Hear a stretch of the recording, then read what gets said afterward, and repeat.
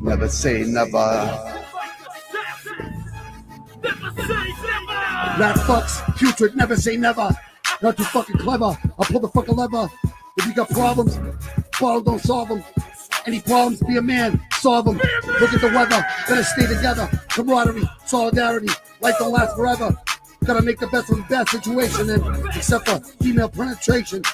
If you're fucking faking, I'm gonna be blatant. Fuck the fucking bacon. If they're fucking waiting, how come you always waiting? The fucking cheese and wine route. I think you're fucking taken. Stop your perpetrating. You believe your own lies and stop lying, stop telling. Go back to 7-Eleven. Stop fucking rebelling. Get out of the business. You're not fucking legit, miss. If you didn't live it, you can't fucking spin it. Stop being fake. Cement shoes on the fucking lake. Watch them like assassins. Fuck with us. Fatal attractions. New York Kelly. Gotta live with it. Watch the Metropolitan. We're on again. Bobby Nizzo, Lebanon, Don Shern, Dickie Scans, get on the mic and tell them we don't like them. Never say never. Ambitious, bad decisions, many incisions, ultimate visions. Stop your bitches, stop your snitching.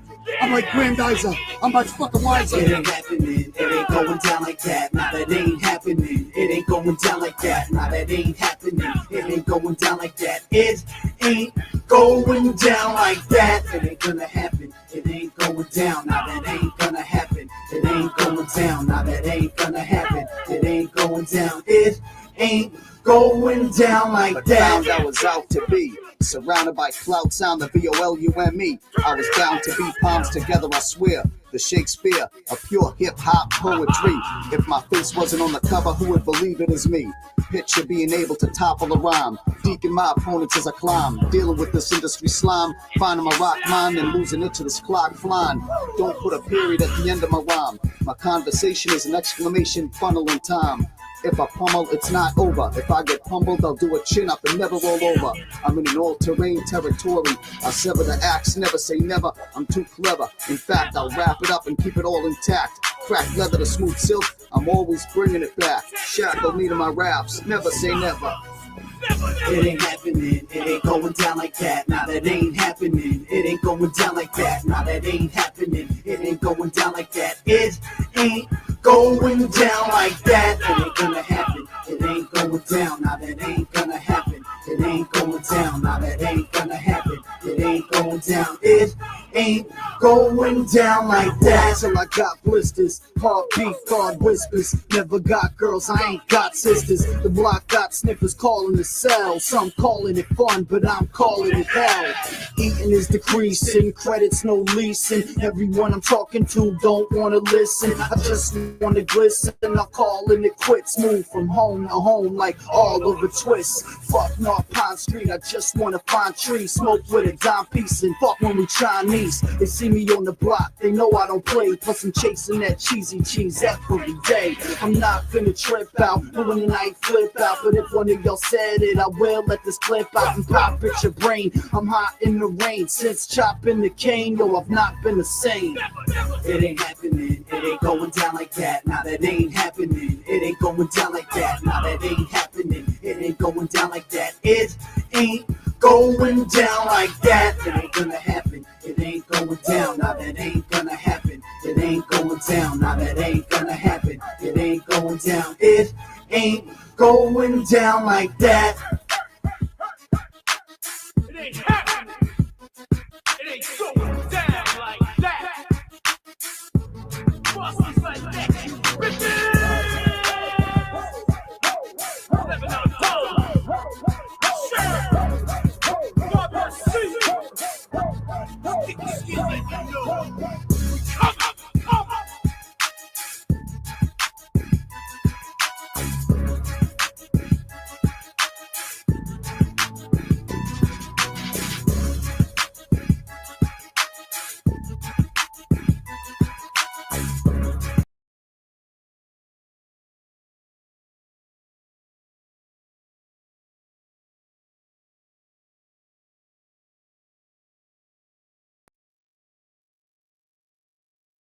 I don't know what you're thinking.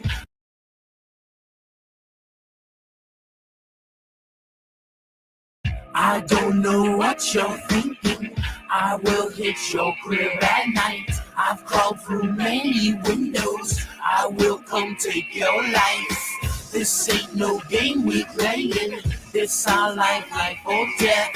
Take you by your throat and I'll squeeze until there is no breath. Hit me one time, these skins, so we can shine. Hit me off and touch the soul, body and mind. Hit me off with something sharp like a razor blade. Amazing how we handle business, no games are played. I feel something so deep in my soul. Unleash shit on the path like a scroll. A man is charged on how he reacts to hardship. Stay strong, we come off with the raw shit. I'm false and thus far make your jaw split. Two choices in life, heavenly and toxic. MCs can floss and either caution. Fuck around, you don't know who you crossing. Smoke killer road with a dope killer rope with the bones killer domes with a known killer foe. Shiver flow, slither up the nasal passages. I know the curriculum y'all be acting it. I don't know what you're thinking. I will hit your crib at night. I've crawled through many windows. I will come take your life. This ain't no game we playing. This our life or death.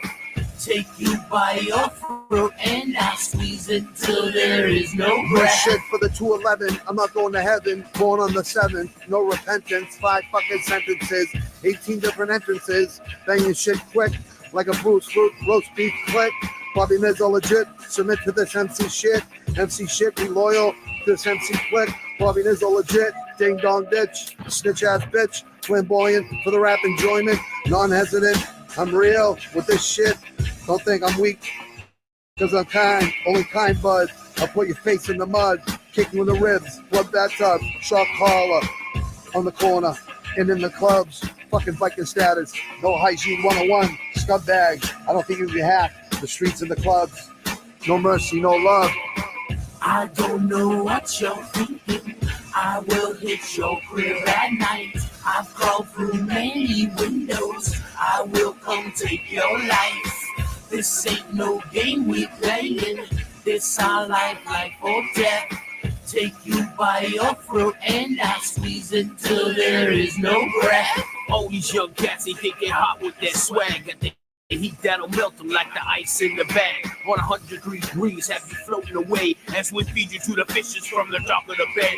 I got chicks that I know come fuck your whole crew. Ain't got a pack of burner, but still I do.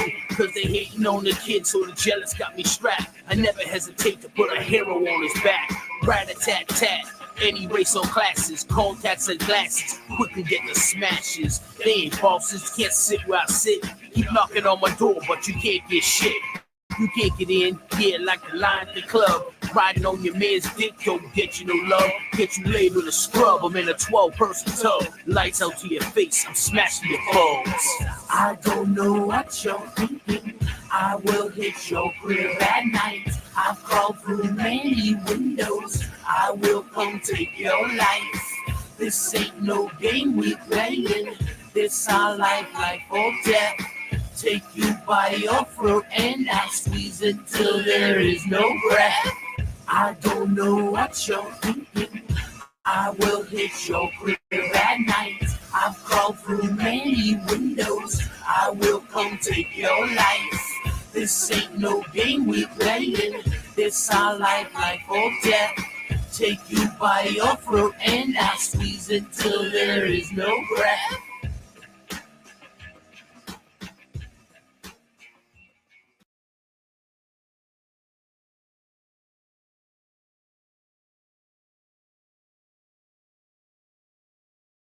My top 25. Hello, people. Hope everyone's having a great day out there.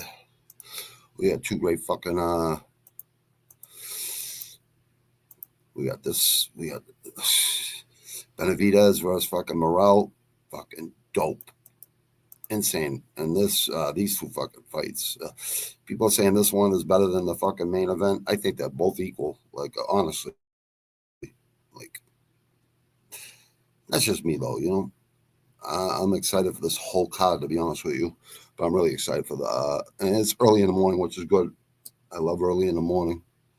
And I don't mind late at night either. Like, it doesn't fucking matter. You're a fan, you're a fan. There ain't no crying about fucking I got to get up early to watch a fight. Who cares? Oh, 6 hours ahead over here. Yeah, I guess things ain't fucking fair, but it ain't in fucking those countries. You know, this is where it is. You know, that's the way it works. You know, it's time zone. Like, it really is that. You know what I mean? What are you going to do?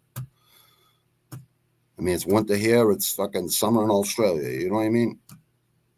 It's all good. It's all good, but we got great fucking fights this week. And I wanted to look at tomorrow, too. Well, we got one championship. I'm doing LWC Saturday morning, early, like 5:30 in the morning. I'll be doing that because that's a tournament that I've just been fucking sick, but it doesn't matter. I'm back to training, feel good, feel better, you know. I'll never feel 100% because of my injury, but fucking other than that, it's all good. It'll always be all good. I don't even sweat it. Because what the fuck, you know, what are you going to do, cry about it every day? Like, can't. You just can't do that. Can't do it. So update picks. All right, I'm going to update my, and we'll go over to boxing because boxing, we all know that MMA, you never know, right? You never fucking know. Anything could happen. Boxing, not as much as MMA, but seen plenty of fucking upsets in my boxing days. My boxing days have never stopped, actually. Since around, 1980? Like, I haven't stopped watching boxing. Like, even fucking COs fucking brought in fucking the Tyson fucking McNeely fight. That was the last fight I missed, like, doing time. You know what I mean? Like, so... But I was at the end of my bid. So, you know, it was Rocky Marciano's nephew who brought it in for me and the people, you know, because we were working in the kitchen and shit. So, hey, fuck it. It all worked out. We got to watch it the next morning, the whole fucking 90 fucking seconds of it, whatever it was. But McNeely, got to give him credit. He went in there and fucking went after Tyson, and Tyson was just too good. McNeely could fight back in the days. He could fight. It's just like a lot of other fighters, man. It's like you know, same with me. You know, I party on the fucking weekends. Man, it's just not good for you, man. It's just not if you're going to fight. Not if you're going to fight. Anything in moderation, but most fighters ain't fucking normal people. They're fucking savages. You know what I mean? So the party just keeps going. You know what I mean? That's why I don't miss partying. That's why I don't need AA and NA, and I'm not even against it ever. I'll never be against that shit. How can you be against like a positive thing for people? It keeps them fucking sober. Good for them. You know what I mean? I'm not against them ever. I always say, hey, do what you gotta do, man. 1, 2, 3, 4, 5, 6, 7, 8, 9, 10, 11. So we got 11 fights now. I thought we had 13. It's all good though. We get if we get like 2, 5 really good fights out of this, it's worth it. You know? But I think Dana should be bringing some fucking really good fights over there. I think they did it. I think this was a good card until some people started. I forget who came out. Well, I can look on fucking Topology. I can see what fights you know, didn't make the fucking rounds. I believe Izzy is an elite still. I think he's gonna be a thorn in people's side for a while. Honestly, I never hated it. I never hated Israel Adesanya. I think he's think of all the fights he's had in China. Like all the fights he fought in China. Like a lot of fucking fights. Like, you know, kickboxing.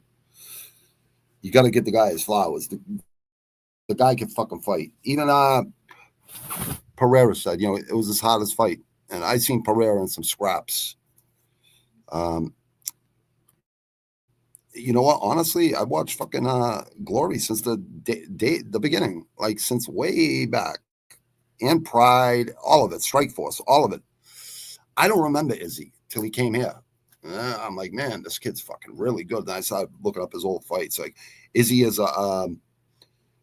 in city kickboxing. Let's just face it. His coach is high level striking coach.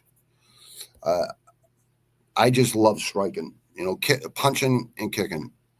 and, you know, Muay Thai, you know what I mean? But they call that cockfighting too, you know what I mean? It's like ridiculous.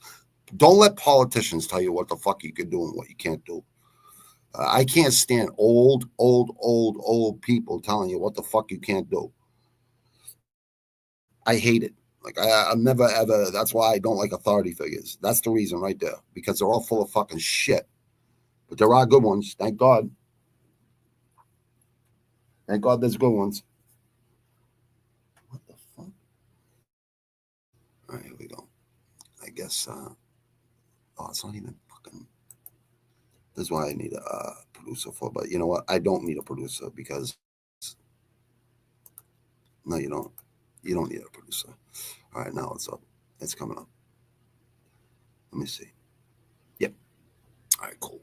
You get that? See that little circle? That's called roaming. I guess. I think that's called roaming. I heard like Wi-Fi. I see these like little things, you know, little ads and shit. They make that little fucking Wi-Fi thing that'll get you Wi-Fi no matter where you are. I guess. Yeah, people get greedy, man. Greed will only lead you down a fucking bad path, man. That's why I always like to help people, man. Like, even when I was fucking doing wrong, I always help people. I always fucking, you know, my friends with me, they were partying with me. Bottom line. Certain people you just didn't want to, you know, because they really never pitch in nothing, you know what I mean? You got some selfish fucking people out there. It's still in this day and age too. It's still, I've seen it many times in my life, but me, I just don't like to be, I like to help people. The littlest amounts will help people. Yeah, I like Adesanya, even though Imavov is a fucking tough kid, man. Really tough kid. He's young. How old is he again? I know he's young. 28, yeah. This, if he loses, it ain't going to hurt him. It is not going to hurt him. Look at that 5-inch reach advantage with Izzy. Like, come on, man. Look who he lost to. Drakus, he's a wild fighter. Definitely could fight, man. I mean, he always finds a fucking way, man. Anyone that can find a way to win is definitely a real fighter. Give the kid his fucking flowers. You know what I mean? I think Sean Strickland could beat him, but you better fucking have some knockout power behind those punches, Sean. Like, you know what I mean? Honestly.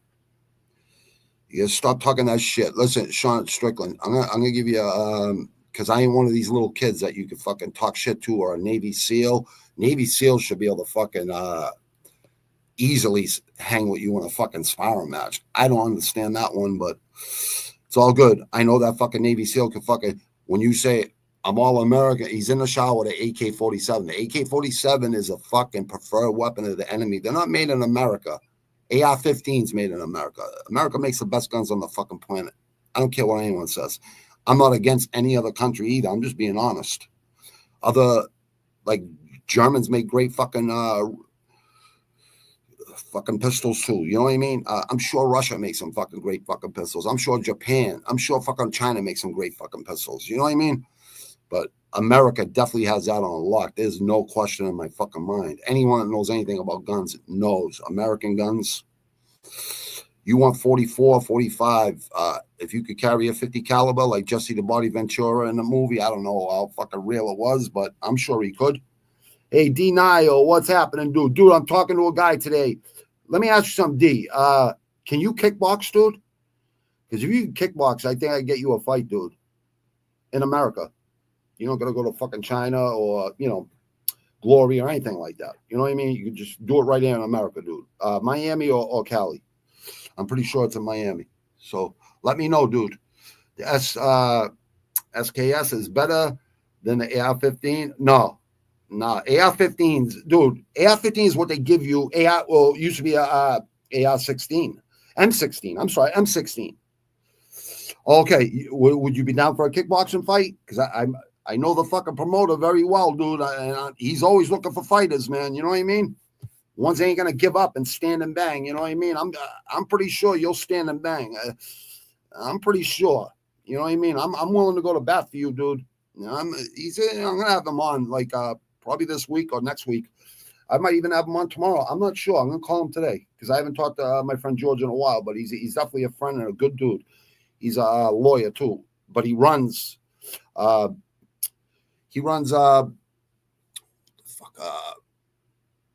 Geez, what the fuck is his name? He was the only one with a kickboxing license in California.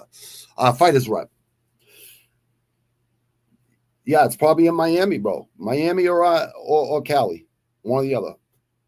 I'm pretty sure, like, that's the only places.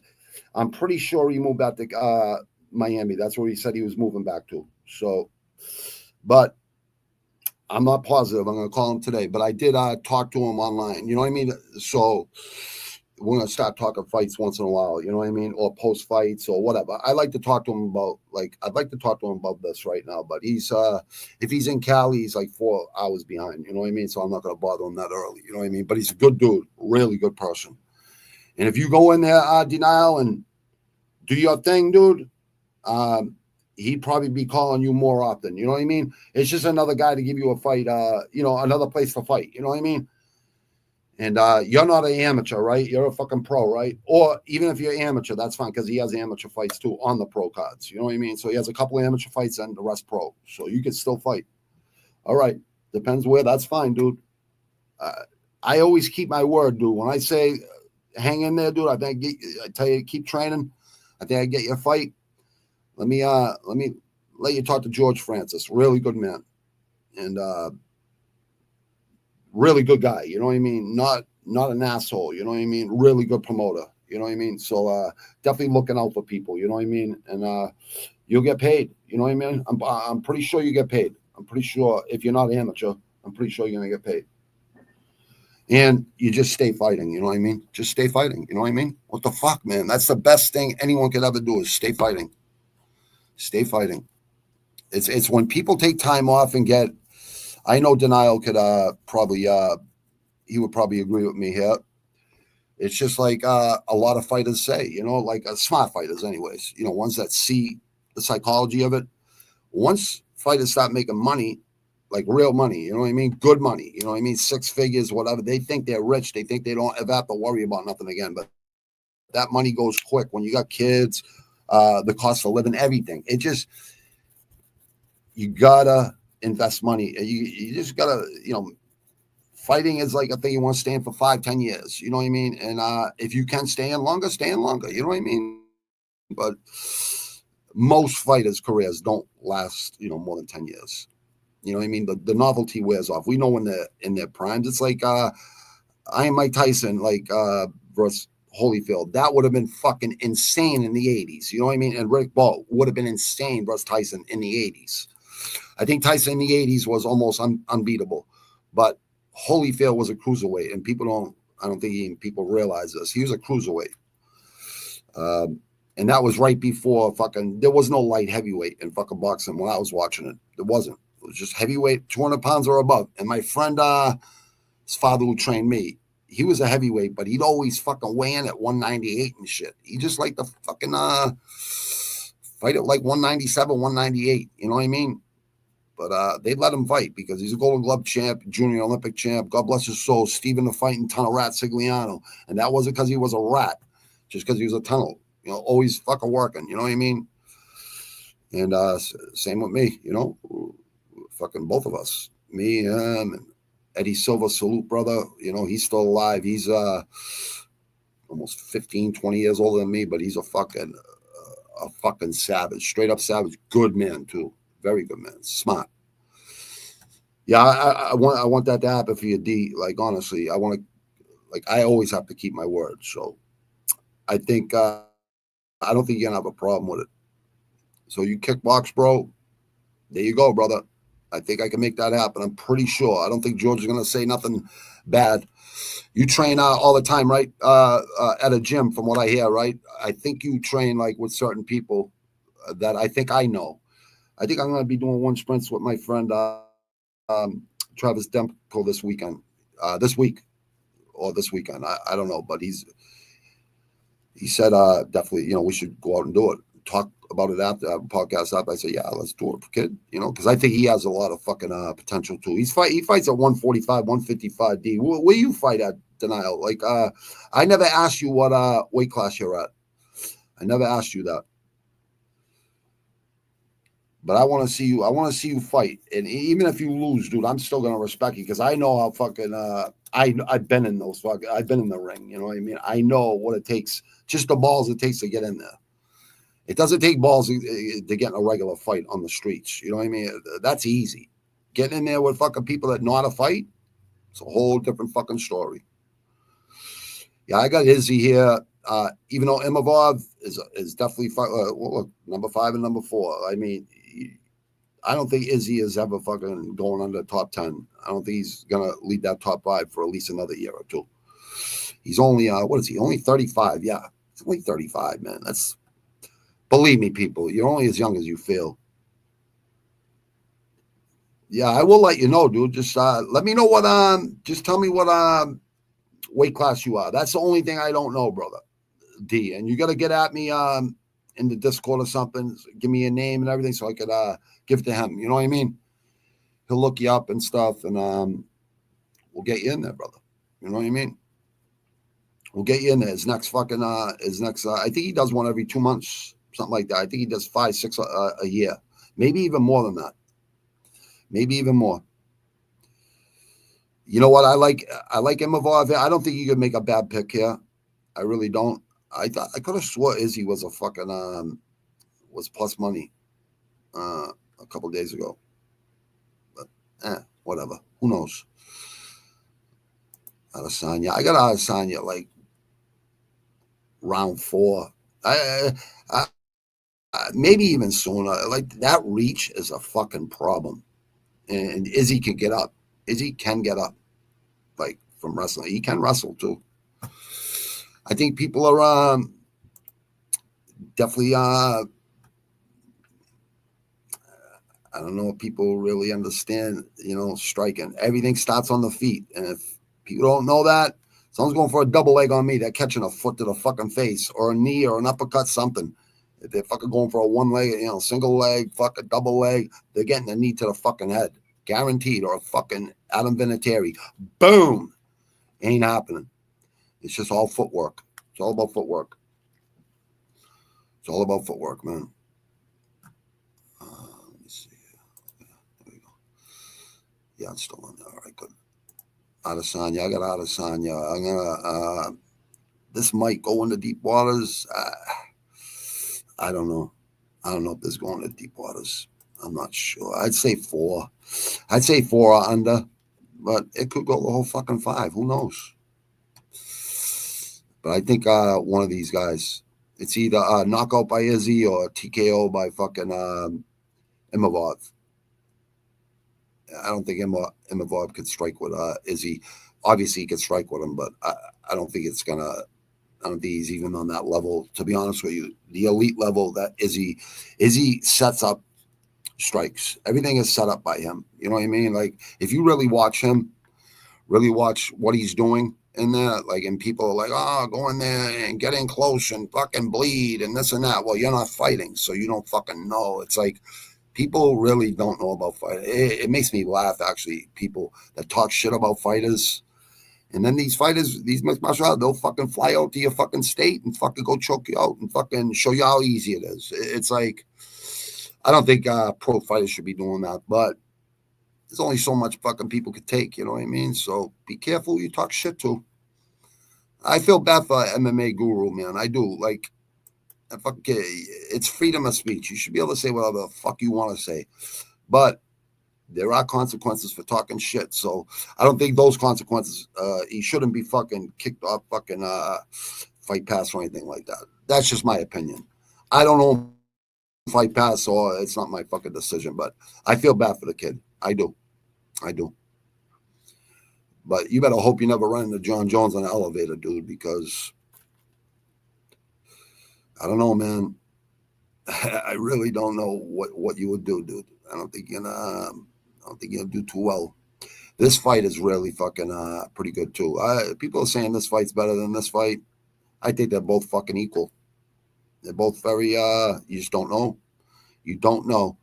Shower Bullet, I usually always take this guy because I believe in him. I know he's fucking good. And he says he ain't going for a fucking takedown. Everyone says that till they get fucking clipped. And then they're going for the takedown. You know what I mean? And you can't blame them. That's what I'd fucking do too. I mean, any smart fighter will go for the takedown. If they get clipped and they can't fucking, they can't stand and bang for the, till they fucking snap out of it a little bit. You know what I mean? Anyone that knows about fighting, you see that flashing light, just that flashing light, boom. And you're just like shaking it off. Like anyone that understands.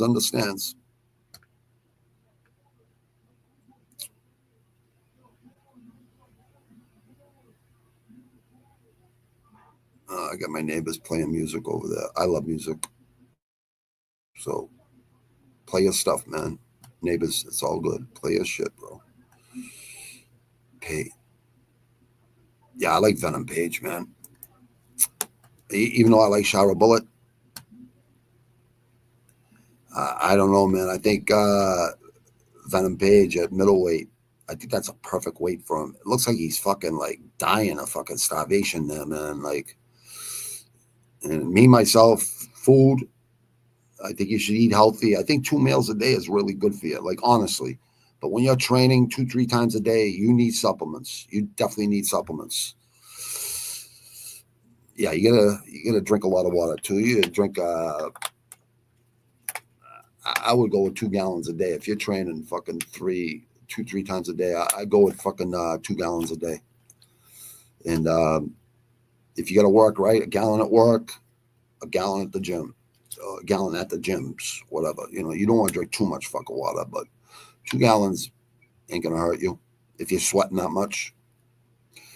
Yeah, this fight could get interesting if this stays on the feet and this goes like to the striking the whole time.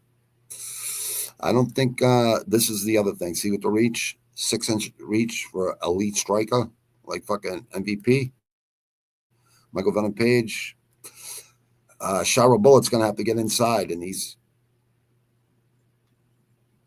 gonna be a tough fight for MVP, no doubt about it.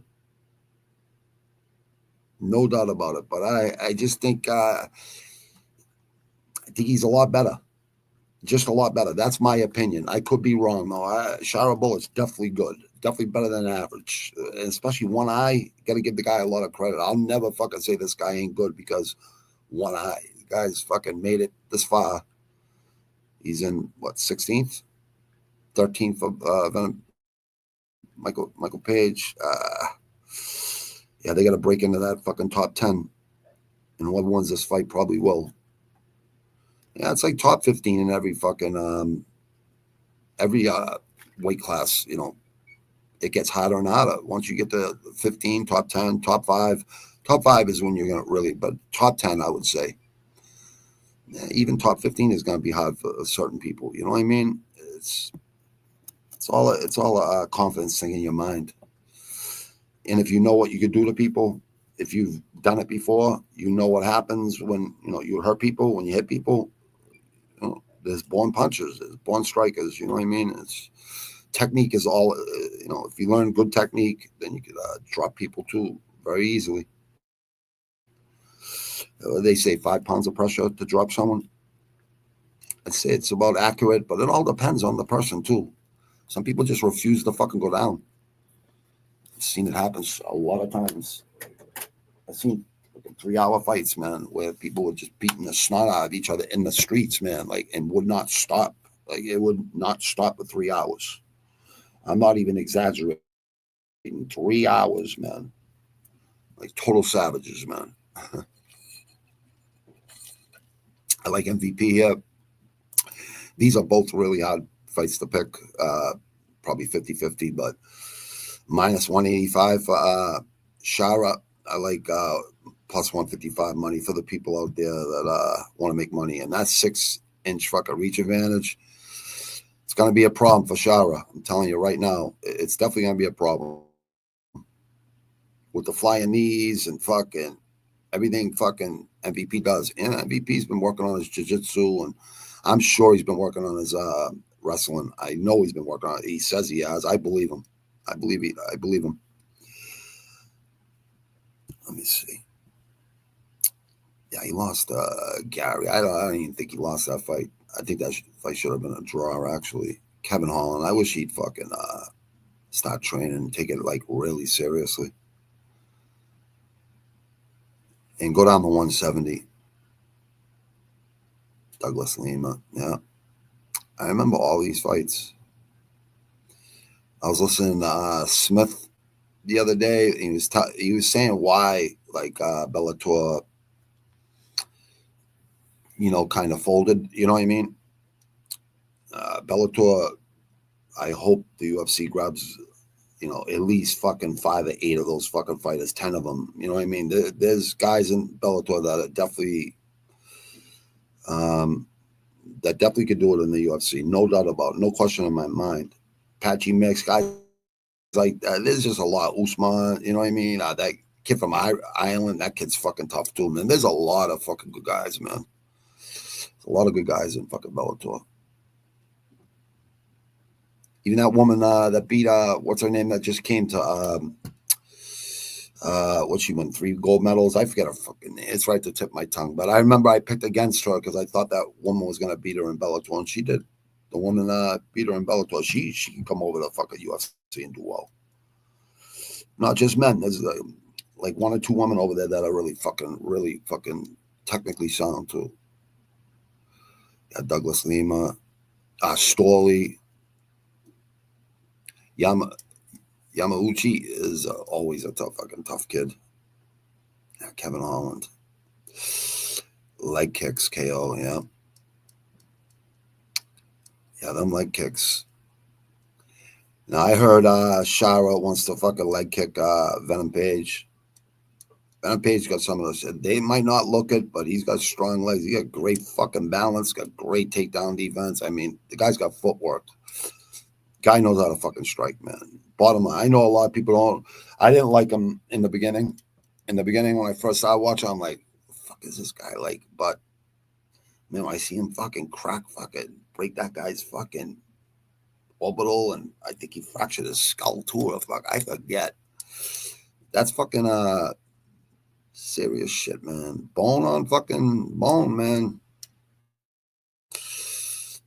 Hope you drink your calcium or whatever. You have strong bones. Yeah, that fucking reach advantage is gonna be a problem. 3,883 so far, and there's today's Thursday. That's Thursday. This today, so that's gonna be around 8,000, 7,000 Saturday morning. I think it's 9:00 a.m. Eastern time. So then we got fucking an awesome fucking boxing card we're gonna go over right after this, and then I think there's another boxing card. And I think there might be some other MMA Friday too. I'm pretty sure. We'll just go over them all. I'm going with Venom Page. That's just because of the reach, and he is an elite striker, no doubt about it. So is Shara Bullet, no doubt about it. He's fucking tough kid, man. Izzy Imavov. We'll see what happens. You know what I mean? Let me see what do I got this. This is gonna be deep. Oh, the 3 rounds. Oh shit! I thought this was 4 rounds for some reason. Oh, that's Gaethje and Hooker. That's right. Yeah, 3 rounds. You just don't know with the 3 rounds. It's like deep waters in 4th and 5th rounds. Those are the deep waters. But 3 rounds is tough. It's not as easy as people think it is. Yeah, I'm gonna stick with Venom Page. I'm gonna say, I'll say 3rd round. I don't see Shara getting tired. Maybe MVP might get a little sluggish by the 3rd round because of middleweight. But he walks around at middleweight. I don't think it shouldn't be a problem for him, but we'll see. Yeah, we'll see. 22-3, 15-0. Yeah, 25 fights in the pros and 15 for Shara. So yeah, I think that makes a little bit of difference. And he's fought a lot of fucking killers, Venom Page, but he's fought some fucking pretty good guys too. Bruno Silva, Chicoli.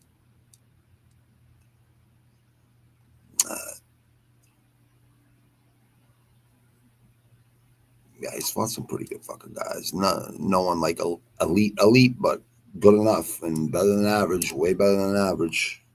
30, he's only 30. All right. I didn't think 37 is old, honestly, but depends on how many wars you've been in. I think that's all it all depends on. Actually, I know.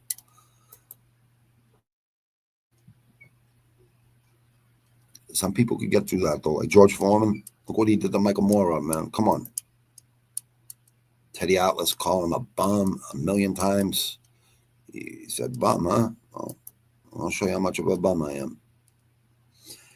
And he wore those same shorts when fucking Ali beat him. That all you got, George? That all you got, George? Okay. This one should be interesting. Rosenstruck, I like Rosenstruck a lot. I think he's a good fucking fighter. But here's the thing. 84-inch reach, right? 78. That worries me for Rosenstruck.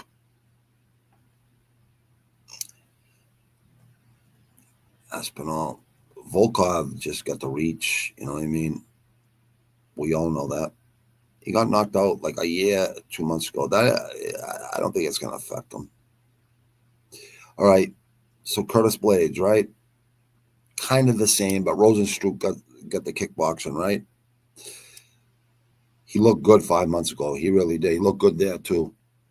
Versus Gaziev. I hope I'm saying your last name right, dude. Shamil. Good fighter right there. But, yeah, Jailton Almeida is just a physical specimen. Like, he's got that athleticness, you know what I mean? Which is, oh, so he fought Volkov. Hold on. Okay, so they both lost to Volkov. Yeah, Volkov has gotten better and better and better. He's, like, taking it serious, you know, which is smart. Yeah, I got to go with Pavlovich, yeah, because of the, I would rather go with Biggie Boy, honestly. I just believe he's going to fight smarter. I mean, you have to. In the heavyweights, you have to, man. You have to fight smart, man. Size don't mean shit in a street fight, but in a fucking, in an octagon or in a ring, it kind of does. You know what I mean? It kind of does. It kind of does, especially with reach. You know, if you got to take one to land three, well, heavyweights hit a lot fucking hard. Anyone 200 pounds or over, in my opinion, and a lot of other people's opinions, you're a heavyweight, and yet you hit as hard as a heavyweight. And some heavyweights hit harder than others. Some are more faster than others. Some throw straight punches right down the middle. You know, not all these looping fucking telegraph fucking wild fucking punches, man. That'll never get you nowhere, man. Not with a fighter that, you know, has defense and understands fucking distance and fucking footwork and fucking moving your fucking head and your body. Pavlovich, I believe, will come back in. It kind of sucks because, yeah, plus 240. Throw $5-10 on fucking Rosenstruck. I know his name is Rosenstruck. I know that's how his name's supposed to be pronounced. I'm pretty sure. And they were saying, Bullet was saying how his name's really supposed to be pronounced yesterday or the day before. So Shara Bullet, that's what we know you as right now, brother. Until I can learn in Russian, like to a T, which is a hard language from what I hear to learn. Yeah, I'm gonna have to go with Sergey. But you never know. Rosenstruck could do it. Could take a fucking punch and then land fucking three and a fucking head kick or something, or a body kick or something. You know, he could definitely win this fight. I'm just going with what I know. You know what I mean? With fighting, you know, I definitely know it. 2, 3. This probably ain't getting out of the second round, but we've seen heavyweights stare at each other for fucking 3 rounds many times.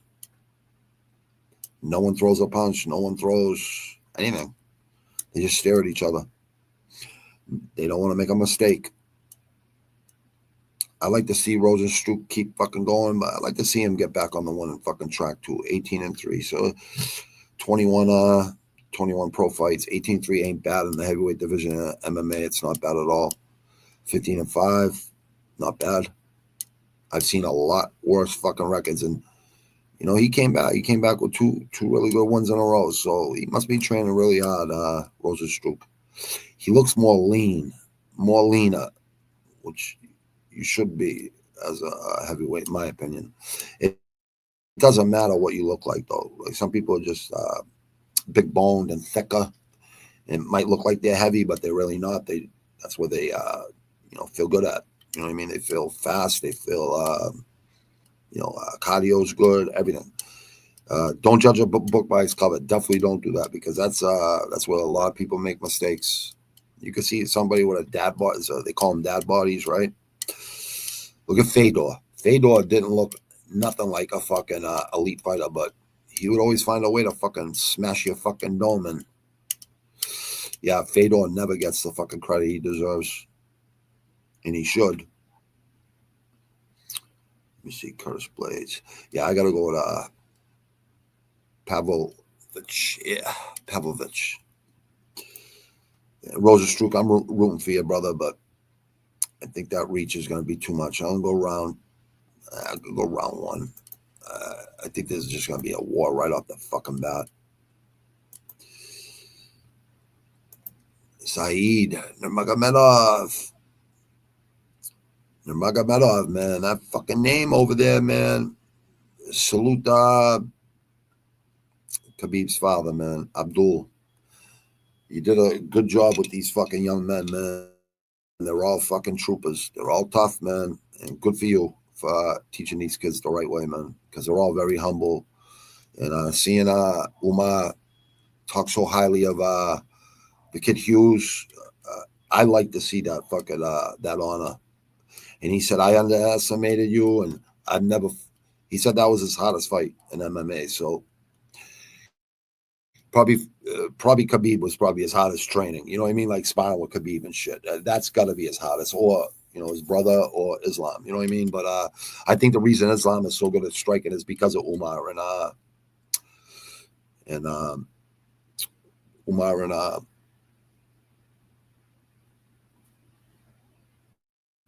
fucking Jesus. He just fought last week. I don't know why I always fuck up. Oh, Umar and Usman, duh. So Usman said, I underestimated you. You're a fucking tough guy. And you know what? On the ground, he didn't look like he was panicking. He didn't look bad at all. Huge on the ground. And it's good to see a Irish kid fucking like that doesn't give up. Like, that's why I try to tell people in Boston, Irish people, like we don't give up. I know all my Irish friends, the ones that are gone, they never gave fucking up. Like Paul Bartel, God bless you, and his whole family. It's just straight up fucking savages. Good people, really good people. Give you a shut up their back, but Paul Bartel, like I know people actually had to stab him to fucking beat him, and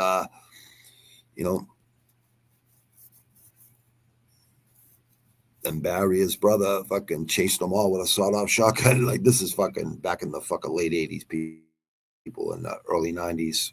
Yeah, late 80s. I'm sorry, late 80s. Yep, late 80s. I remember one of the kids came up to me in fucking Concord and asked me, are you gonna fucking like, are you gonna hurt us or something? I'm like, no, man, no, because he didn't ask me fucking to. Didn't ask me to. And everyone makes a fucking mistake. The kid's a savage, man. You guys should have known fucking better to fight the kid anyways. I really don't respect motherfuckers that need a weapon to fight, honestly, because anyone can pull a trigger. Anyone can stab somebody. I tell people, like, they pull out a knife, just grab it right out of their fucking hands, take the fucking slice, but smash that motherfucker's head in, and make sure you fucking, make sure you do what you gotta do. I don't want to, like, get anyone in trouble out there. But never take shit from nobody. This fight should be good. Vinci, yes, Oliveira versus Nurmagomedov right here. This fight right here, Lock Dog. I like that fucking, I like that AKA. I don't even know where that comes from. Lock Dog. I know that from somewhere. Other than his AKA, I mean. Plus 150. I think he's on a 4-fight win streak, huh? Ricky Simon, 6 months ago. Sopak. With Agriel. Okay. UAE. Okay. Gufarov. He lost to Jonathan Martinez. Jonathan Martinez is talented, man. I hope he could find his niche. You know what I mean? Fucking the flow state. That kid can fight, man. So can all these guys too, though. Yeah, this Saeed. It's hard. It's hard for fucking. This is kind of a good card though, because a lot of these guys are coming from not too far away, so it's not gonna mess their sleep patterns up or anything. If you're coming from America, you should have been over there 3-4 weeks ago. Honestly, should have been there at least a month prior to the fights. Yeah, this is a tough one to pick right here. It's pretty close, you know what I mean? Minus 185, plus 150. A half-inch reach advantage, 5'8", punching down, punching up. Not really much, though. Yeah, this one's a tough one to pick. I don't think all Dagestan fighters are elite. They're all really fucking good. They all got great cardio. They're all fucking trained by really good fighters, no doubt about it. But they're not all Khabib, Islam, Umar, and Usman. You know what I mean? But there are a lot of good fighters at that camp, no doubt about it. They're just going to keep coming. And that's why I try to tell American fighters, start training harder, man. It's not all about partying and fame, man. Honestly, you're fighting for fame, you're fighting for the wrong reasons. But congratulations to you, man. Nothing wrong with it, man. You get the balls to do it. I salute you, man. Respect, salute. Respect and salute. Because it takes a lot of balls to get in that fucking cage or the ring. It takes a lot of balls. Even if you're a tough person, it still takes balls. Especially when you're fucking trying to chase a fucking middleweight around the fucking ring as a heavyweight. Or whatever, vice versa. I see Gaethje's back at training too. It's so hard to go like with that fight because it's like I like both of them so much. You know what I mean? But I want to see Gaethje get another shot at that fucking belt. I think Gaethje has a shot versus Islam. Honestly, Hooker already fought Islam, so we've seen what happened there. But Hooker can fight, man. Hooker can fight. He's a tough kid, man. Let me see Oliveira. I want to go with Oliveira really bad here, but yeah, 21.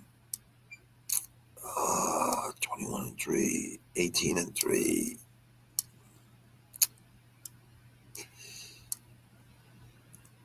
Saeed, I hate to go against you, brother, but I'm going to go with my man Oliveira. I don't care where the fights are, Saudi Arabia. That shit don't matter. That don't mean shit to me, honestly. It really doesn't. I don't care if you're in enemy territory, whatever. Well, people would say it's enemy territory. It ain't enemy territory. They're all good people there, man. They're all good people there. Just have a little bit of fucking respect for people. You're going to be fine. That's all they want. That's all they ask for is respect. That's it. Yeah, I'm going to have to go with Oliveira here. I hope he can get the fuck up off the ground. Gets taken down. I hope he can get up. This is kind of bet with your heart. Not that I don't dislike any. I respect Khabib so much, man. Like I really do, because of the hard work he fucking been training his whole fucking life. How can you not respect that? You know how humble he is too.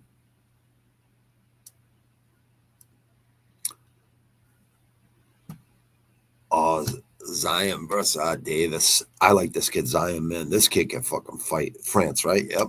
This is one of the guys out of France, like Cedric Doumbé and obviously Francis Ngannou. I seen Francis. I gotta watch. I haven't watched it yet, but I seen him that support Izzy, which I like to see. You know what I mean? I like to see those crews. You know what I mean? Get together. I was wondering to myself, where's Usman? You know what I mean? Where's Usman? Kamaru Usman. You know what I mean? But I think he's training for a fight. But you can take one day out of your training, 2 days out of your training to go over there and support Izzy. Izzy's got plenty of support though. Yeah, this one is a tough fight right there. Beast Boy, Mike Davis. Who did he fight? Oh, Soul Levy. All right. I'm trying to remember that fight. I'm trying to joke. Orlando. I mean, Mike Perry and all those guys fight out of Orlando. I didn't even know they had good gyms in Orlando. That's more for fucking, it's a big state though. So maybe right outside of Orlando, right at the edge of the next county, they might have great gyms there. I don't know, man. The time I was in Orlando was go to Disney World as a kid and with my kids, with my mother-in-law, my wife, my sister-in-law, and our kids. You know what I mean? For one Christmas, we all went there. And I love Florida. I love like Fort Lauderdale, you know, Fort Myers, Naples. Both sides of the east and west coast of Florida are beautiful. And Tampa Bay, all those places, you know what I mean? Just all around those areas are beautiful, really beautiful places to live. Yeah, I'm going to have to go with, let me see who's got the reach here. Somebody, yeah, I'm going to go with Zion. I seen Zion. I think this kid and beat my man Favola, man, with that fucking knee to the head, man. I'd love to see Favola come back and fucking make a run. I like that kid Favola, man. Steamroller. He's a fucking tough kid, man.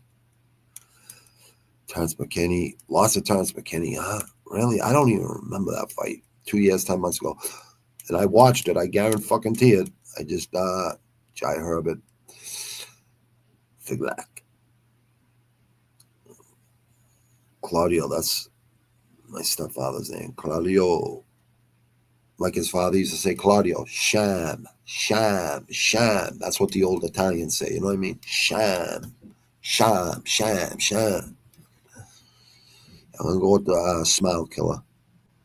Even though this guy's a fucking animal right here. Tough kid, man.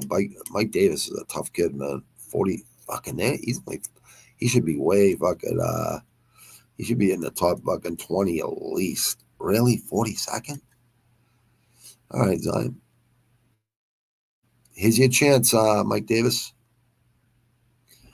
Yeah, that 2.5 inch reach advantage.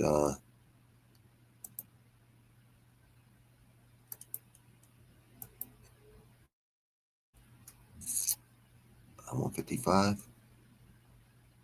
See what happens. Let me see. Nah, go up. Submission.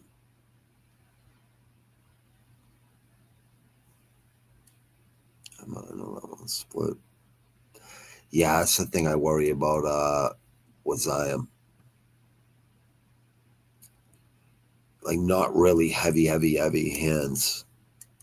But Kill Cliff though, a 2.5 reach advantage is gonna it's definitely gonna make a difference. I'm pretty sure it will. 6'1", 220. That's what I weigh. I don't know. I don't know if I'm like 6 fucking foot. I don't know if I'm 6.5 feet tall now. Because of landing on my head and my spine crunching together. Like, you know, I don't know if I lost a 1/2 inch. I have no idea. I haven't even looked at my height in so long.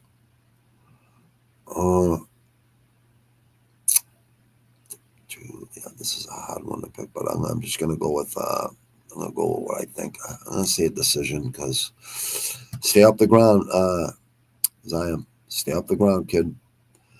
Beast Boy. Yeah, I kind of fucking want to take Beast Boy, but plus 120. I'm looking for fucking handicapping fights for people. So 16 and 4, 11 and 2. Okay, I'm gonna stick with Zion right now. I'll leave it like that. Muhammad Naimov versus Hopefully, I like Khan right there. This kid fucking can fight right there, man, too, man. He's a savage, dude. This guy right there. Look at those eyes. Eyes don't lie. They very rarely do. If you know how to read them.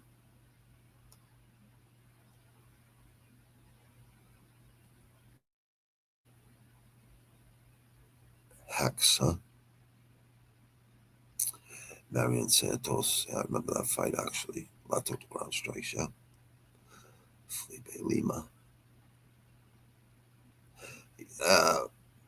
Hank the Tank's a fucking riot, man.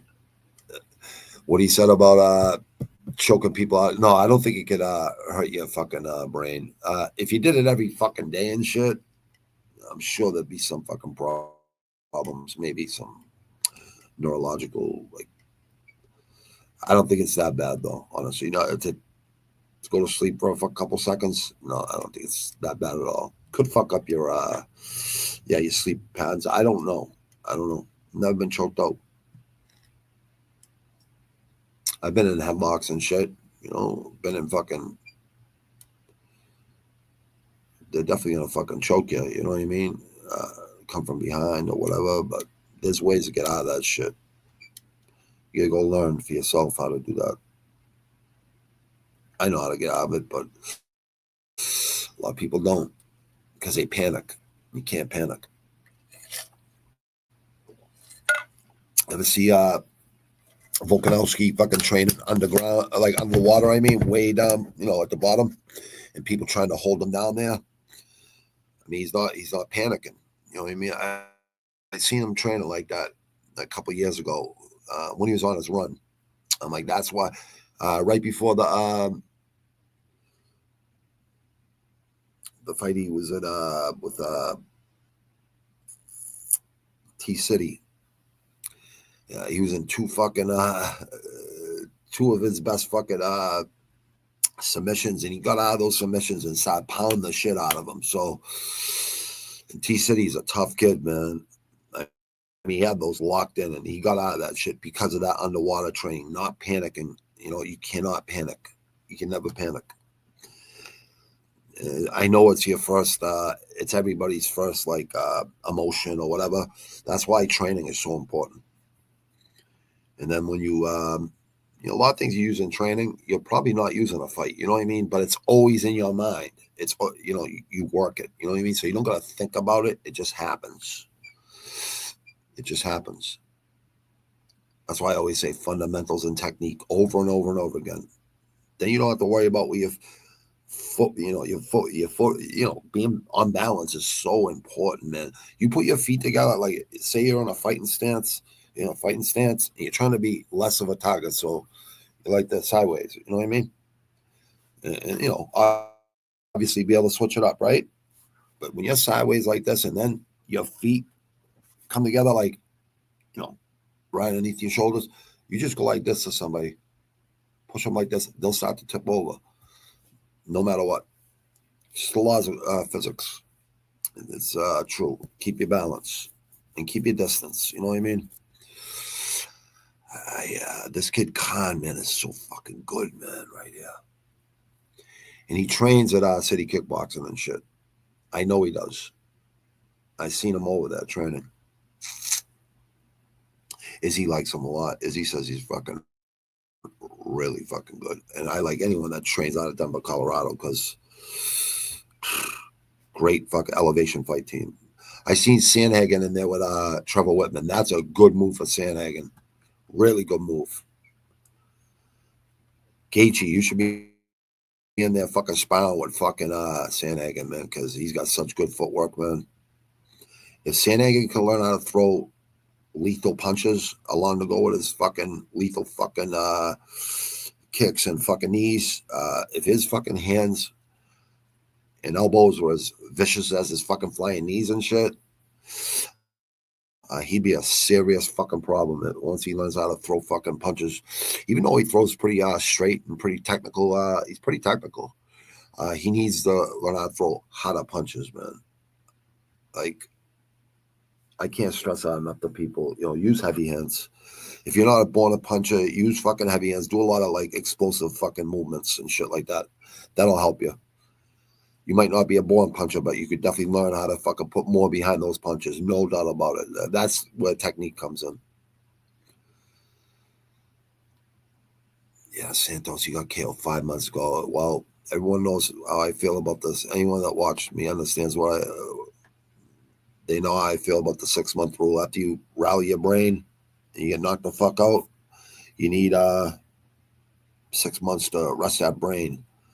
It's like a wrist or a fucking ankle. Like, you're gonna stay off those fucking things. You're not gonna be fucking hitting that heavy bag. You're not gonna be sparring. You're not gonna be doing nothing with your hands, because your wrist, you break your fucking wrist. There's so many bones in your hands and your feet, but mostly in your hands. I think there's more in your hands, from what I remember. That could fuck you up, man. But in a fight, it doesn't hurt because the adrenaline going, it's just it ain't gonna hurt.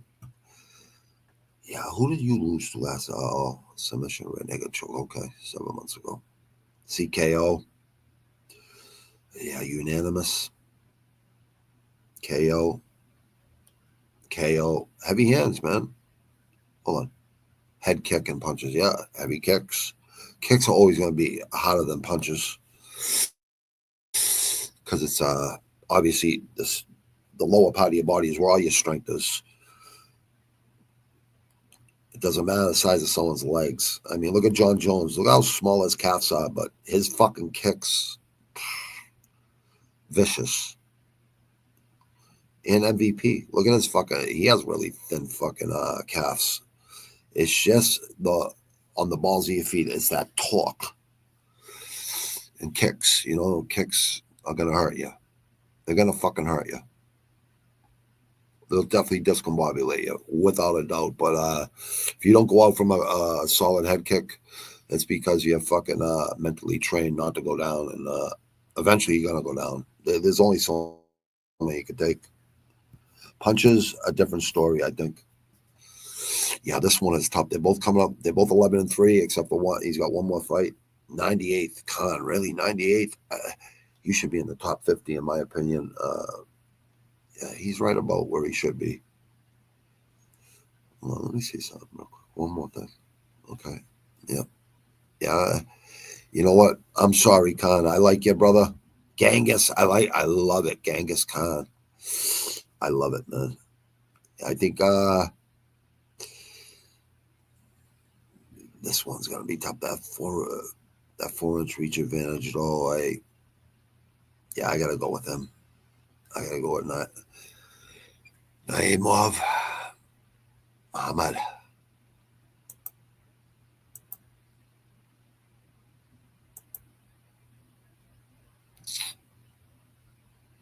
Hmm. 145, huh?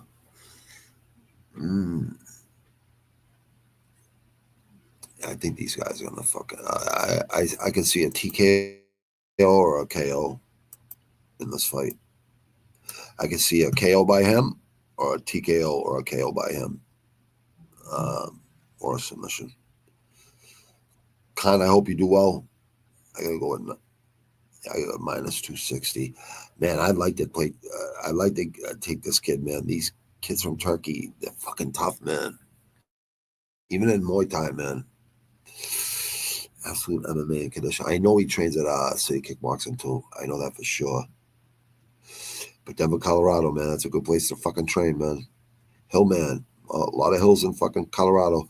I'm going to Naevov. I want to see a KO or a TKO, so that's what probably I'm going to go with. But, yeah, we'll go round. A 3-round fight, though. You know, I don't take a lot of fucking decisions, so I'm going to go with decision. I think Khan's that good where he's smart enough not to get, in too much of a phone booth fight, biting down on the mouthpiece and just fucking slanging. Gaziev versus Peterson. I like this kid Gaziev. Gaziev.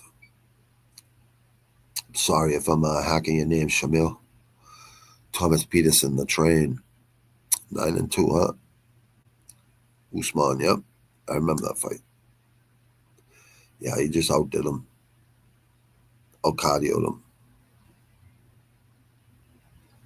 He's on this fucking card too, right? Pogies. Why is he all the way down there then? Damn. Hold on, where's Pogies? 55? 59, all right. Okay. Heavyweights. This one should be interesting. Dantel Mays, yep. Let's go. 3 weeks ago. Unanimous decision. Got knocked the fuck out. Why does it say retirement? Like, I'll never understand that. Doesn't mean you're retired. It means you're knocked the fuck out, man. But maybe that's just like a fucking, like when you're writing, music. It's like using a metaphor. Maybe it's a metaphor for them. Retired for the night, you know what I mean? Boudet can fucking slack. Let me see, who's this last one? All right, I remember that. Yeah, Lasse Rosenstruck. Who's got the fucking reach here? Oh, look at that 4.5 inch reach advantage. Damn. Minnesota too, huh?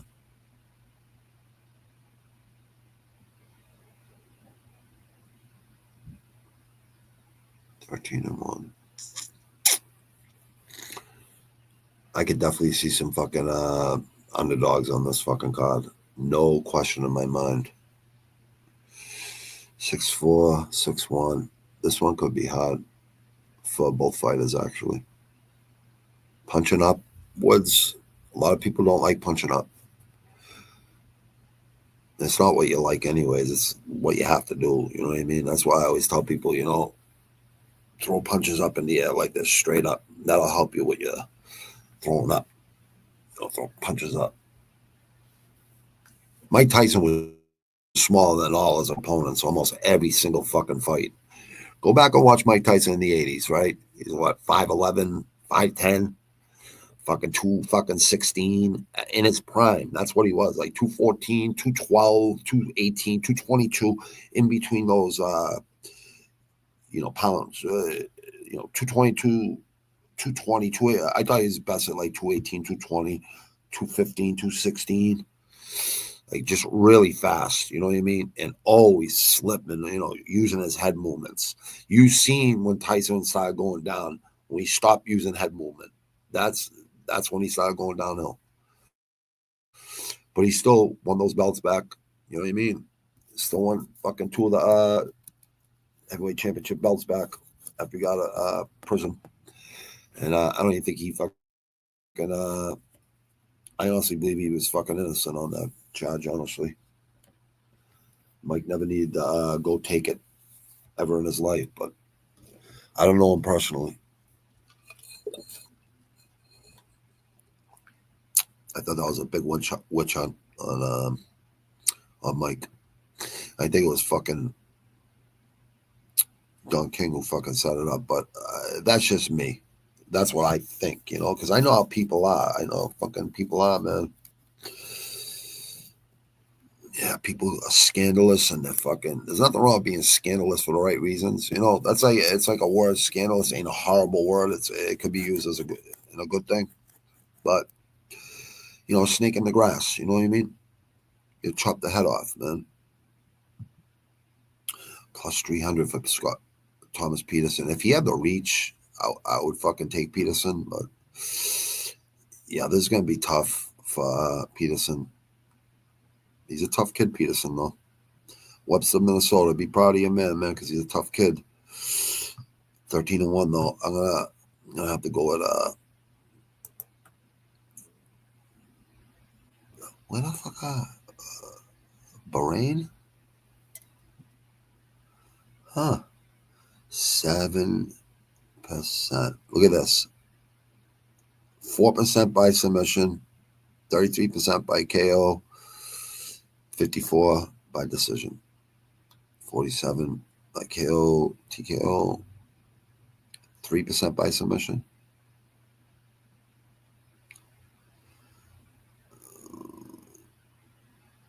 %4 by submission. 42, 54. Yeah, I don't think this is going out of fucking 3 rounds either. But it has happened. Like I said earlier, they could stare at each other for fucking 3 rounds, throw a couple punches, whatever. I don't think it's going to be like that, though, honestly. Yeah, we'll go with a KO. I go with round one's a 3. Round 1 or round 3. If you look up your percentages on Topology, it's usually in the first or third or fifth round, too. 4th, 5th rounds. High percentages of finishes happen there. Let's see. Yeah, I'm going to go with Shamil here with the reach. Did I pick the fucking round? Let me make sure I did. Yep. Nope. Go round 2. I'm going to go round 2 with this one. I think it's going to... I'm going to go round 3. Round 2. Terrence McKinney, I'd like to see him do well. This kid's got all the talent in the world, man. Just needs to fucking get that training in, man. Yeah, I remember this, man. Yeah, he had 2 good ones in a row, too. Not horrible. Rear choke. Yeah, his problem is on the ground.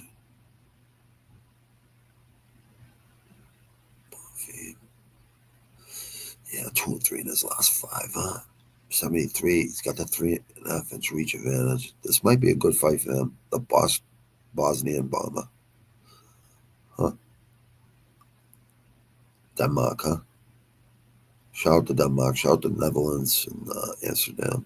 Wild motherfuckers over there. Shout out to our man, Palman, man. I hope he's all right, man. A good dude, man. Good kid. Oh, you lost on money, huh?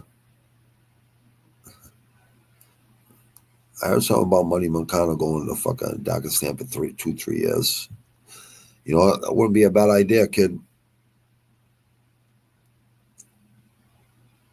Yeah, this is a hard. They're both 2 and 3. Jesus, 14-7, 15-7. This fight, very important for both these guys. McKinney, I want to take you so bad in this fight, dude, but I don't know, bro. I don't know how fucking, like how serious you are, dude. But I'm not. I have to go with you again, dude. T-Rex, you better do this for your fans, buddy. Yeah, head kick knocked out fucking 8 months ago, man. Damn, man. I got knocked out by the cop, right? Ex-cop, I mean. No, that's the Dawkins brothers, right? Yeah, this is a tough fight for both these guys. Let me see. It's hard to fucking. It's hard for me to go with this kid right now because of these 3 fucking losses.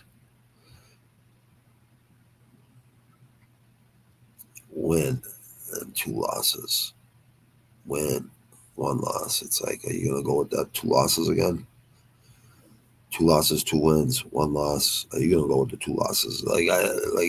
This is what's hard about this. You don't know what guy's gonna show up because you don't know what they're going through in their life. There's a million things that could be going on. Oh man, see, I like to look at this, but I definitely don't base my my picks off this. Anyone that's watched me make picks, I definitely don't go by this. I never do. I like to see though what people are taking. Usually, if you see 25% or like 30% or 20%, if you see anything like that, usually it's like the top 100 guys or the top 25 guys in pickers in Tapology. And I think out of those top 25, I think almost all of them are fucking pro mixed martial artists. So they know a lot of shit that we don't know.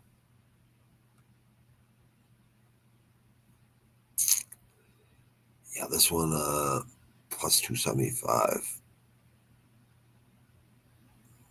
Damn. That reach, man. All right. The Bosnian bomber. How many times you been knocked out, bro? Oh, okay, you haven't even been knocked out, dude. Not in the last 5, anyways. Yeah, I'm gonna go with him just because I want to see McKinney get on a winning streak. Like, this kid ain't gonna fucking quit. I think his chin's good. His chin is good. I'm gonna see how many submission wins. I mean, in the last 5. I mean, yeah, he's not great on the ground, but I know he can wrestle well. I know he can. I've seen him fucking mess around and shit training. Let's see. Yeah, McKinney, this is a good fight for you, but I don't know, kid. I honestly don't know. I'm going to decision here. I don't know which one of you guys is going to show up. Hold on, is that an underdog? Yeah, he's an underdog, right? Yeah, so plus 275, but a Bosnian. Yeah, I'm going to stick with that pick. So, I want to see McKinney do well, too, so. Oh, no, not this. Jasmine versus Silva, huh? This one should be a fucking not bad, actually. Let me see. KO. Yeah, 6 months ago. Yeah. She can actually fight, though.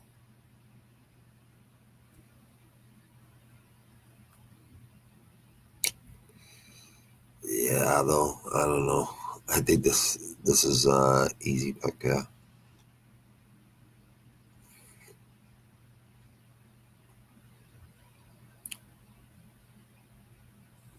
Should be Maverick, huh?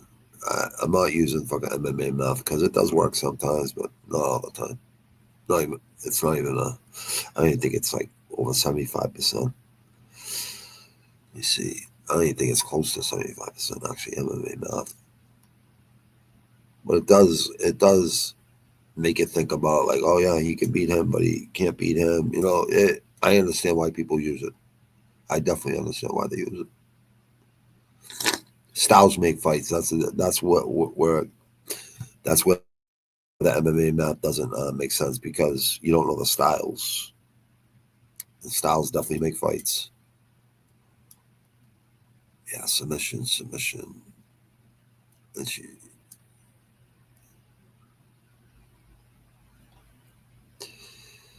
yeah, I'm gonna go Jasmine M. Wow, she's number 8. 10-4-1. That's 12-3-0. That don't even make sense. All flyweight bantamweight right now. It does. Okay. It does make sense. Chris Gray, what's happening, dude? Yeah, brother. Yeah, I'm going with Jasmine. I was just going to say, why is she... But then I seen a flyweight and bantamweight. So, yeah, I'm taking Jasmine. She's ranked 14th in flyweight. She's ranked 8th in bantamweight. I don't know, 10-4-1, 12-3. She only got 3 fucking losses. And yeah, Jasmine can fight, man. 33, they're both around the same fucking. Oh, she got the 1.5 inch reach advantage too. Yeah, I gotta take her. Yeah, Bueno Silva though. I've seen her look good sometimes, but looks like you're getting adopted as a country. You're gonna be part of America now, bro. Even though you guys have always been part of America, Canada. You guys, I think it's a good thing. Should be part of America. So should Mexico, honestly. That's what I think. But who the fuck am I? I'm not no fucking politician. So Mexican people are fucking good fucking people, just like Canadians are. You know what I mean? Hard workers, man. And everybody knows hardworking Americans too. Just not as much as people, would like. But I would love to tell the young kids out there, learn a trade. Learn a trade. Save your money and invest in your own fucking passion. Whatever you have for a passion. Jasmine, the Canadian Bulldog, gonna maul Miss Kinda Bueno Sylvia. Yeah, it's only because Maria's coming down. Yeah, that's what I was thinking, bro. If you're coming down, I don't know how she's gonna be. Yeah, her gas tank. I don't know how she's gonna be after that and cutting that. The weight. A lot of people can't cut that weight, man. They don't have the fucking what's it called? The discipline. You know what I mean? I don't understand why people can't fucking drink water and fucking, not eat. Like, that's what you signed for. You know what I mean? You should, not you, Chris Gray. I mean, people in general, like, professional fighters. If you fucking sign on a dotted line on a contract, start that fucking day. You know what I mean? Stop fucking losing weight that day. But could see her gas after two. That's what exactly, Chris Gray. You got knowledge, Chris Gray, man. You're right, dude. But could see her gas after two from that weight cut, but also see her miss weight on purpose. Take the fine to get back in some column. Yeah, one column. Yeah, I can see that too. Not just, no, I get it. Because I met her. Yeah, she's pretty tough though. And so is fucking Silva's pretty tough too, man. But I think she's a little tougher, honestly. That's just more skilled, in my opinion. We'll see. Decision, obviously, because like you said though, like that third round, like, is she gonna still be fucking I'm gonna go with a fucking KO, TKO, fucking round 3 for Jasmine. And I don't do that often with women. I'm going to do that with Wei Li when she fight. Wei Li, I think, is, and Yan. Those two women there over in China, fucking, and Shevchenko, and Rose, Thug Rose. There's some really tough women there. Totally not. Oh, absolutely not, dude. Yeah, I really hope Canada and USA. Oh, that's gonna happen, dude. He already said he's gonna make it happen. So I think it's smart. I think it's fucking really smart. Why not? You know what I mean? Why fucking not? We share hockey leagues, we share baseball leagues, we share fucking NBA, right? We share. The only thing we don't share is football, right? NFL. Yeah, we don't have no Canadian NFL teams because you guys got the CFL or whatever the fuck it's called there with the wider fucking end zones and a little bit of different rules, right? Not so much different, but just a little tiny tweaks on the rules. I remember watching it. I remember when Warren Moon fucking played up there and what's his fucking I think Bo Jackson played up there. Not Bo Jackson, Herschel Walker. I think played or Bo Jackson. I think it was Herschel Walker who played up in Canada, up in the football league up there. Yeah, I think it'll happen, dude. I think it's definitely definitely gonna happen, bro. I think they already it's definitely gonna happen. They just gotta figure out how to tax it and all that shit. Taxes, how that's gonna work. I think that's all it is. If so, I am moving to this. I think you should move here anyways, bro. This is where we have the most prisons from any other country. We have the most prisoners in any other fucking country. I mean, this is the place. This is the place. This is where a lot of crime happens, man. A lot of crime happens in the United States, and it's unfortunate because we help all these other countries. Why can't we help our inner city fucking kids that grow up with one fucking parent? You know what I mean? I would really like to help kids, man, honestly. Teach them how to fucking fight. You know what I mean? Have a place for fucking kids to go where they don't have to fucking take an oath that they know they ain't gonna be able to fucking keep because they're scared and they want to fucking fit in. You know what I mean? Or peer pressure or whatever the fuck. You know what I mean? There's nothing wrong with wanting to go to England either, dude. I understand why you want to go there. It's fucking beautiful. England's fucking beautiful, dude. It has a lot of fucking history too. It's a beautiful country, man. If so, I'm moving to the States for sure and being a cop there because UK is in the shits right now. Right now it is. From what I hear anyways, I don't know how true it is, but you know who can tell you is, what's his name? Frankie. Fight Night Frankie, man. That kid could definitely tell you. He would definitely tell you what's really going on and tell you the truth, you know, without being fucking scared to say it. You know what I mean? I like that kid, Frankie. Good kid. Just wanted British or European. I get it, bro. But you could also go there on vacation and find one like that. You know what I mean? It's make sure you know who you're marrying, brother. Just make sure. Don't just marry the first girl or whatever. You know what I mean? You got to know up here. You got to make sure because make sure when you have kids, you know what I mean? Like I know a lot of people it doesn't last, man. I got like, what do I got? 33 years coming up with my wife coming up. February 29th will be 33 years, but actually we got married on March 3rd, which was 4 days later. It was a leap year when we started going out. So, 33 years coming up. And I don't like have no regrets at all. None. Not even a little bit. She definitely opened my eyes to a lot of shit. Easier. North America as one. Oh yeah, I think all of America should be with South America, Mexico, and fucking Canada. I mean, it's kind of that way already. Like we're never gonna let someone bomb fucking Canada or Mexico or fucking South America without America getting involved. That's never gonna happen. You know what I mean? America's always gonna have, you know. I really think Russia and China and I don't think any of us should ever go to any wars ever again. Honestly, I don't believe we should ever be in war ever again. But they want to go to war. I don't think it's gonna work out too good for these other countries. I really don't. I think America, I don't think I fucking know. I just know. I don't think it's, I mean, unless it's a nuclear war, then it's fucking, then everyone's done. North America just want to, no, I know, bro. I know. North America has one. Well, yeah, America is already a fuck up, just America itself. And with you guys, I agree. It would only expand the land and everything else, man. So we gotta have borders, man. You know what I mean? If you don't have borders,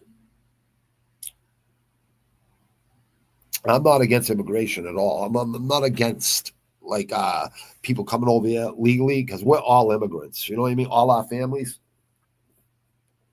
all our ancestors come over here. You know. But they came here legally. You know what I mean? That's the only thing. Like I'm not against people coming over here. Never. I'm never against that. But just do it the right way. You know, do it the legal way because there's a lot of people that made that sacrifice. You know, my ancestors and a lot of other people's. And a lot of people came over here in a lot of horrendous ways. You know what I mean? It's just fucking. But that's what makes America so good. It's where dreams are made. You're right, brother. It is the beacon of light. It really is. It really is. And everybody wants to come to America. You know what I mean? And I don't think it should be out of the fucking picture for anyone to come here. I just think you have to go through a process. You know what I mean? That's all. I don't think it should be. When people talk about immigrants, and I'm like, all your ancestors are immigrants. All my ancestors are immigrants. Don't fucking say that shit. It's a fucking country built on immigrants. You know what I mean? Like, stop with that bullshit. You know, like people talk about that shit. It's like you don't even know what the fuck you're talking about because Your ancestors were immigrants. You know what I mean? Like, stop. Like, tell the truth, man. Admit you're fucking wrong, motherfuckers. Not you, Chris. I'm talking about people in general. It's like people just have no fucking clue, man. They have no clue. Because they don't even know the fucking history of the world. Never mind what they think they know. You know what I mean? What are you going to do? There's no cure for fucking stupid. There's no cure for fucking common sense either. So, yeah, I love the culture in the UK, but they're losing it and going extinct like us Canadians. But yeah, but you Canadians got rid of the biggest problem up there. Whatever your what do they call it? Like the president up there, the prime minister. You guys got rid of the prime minister up there, right?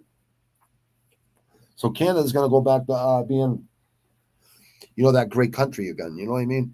Because I know Canadians I work with, and let's face it, Chris, right? I'm sure you're a hockey fan. If you're from fucking Canada, you got to be a hockey fan. Some of the best hockey players come out of Canada.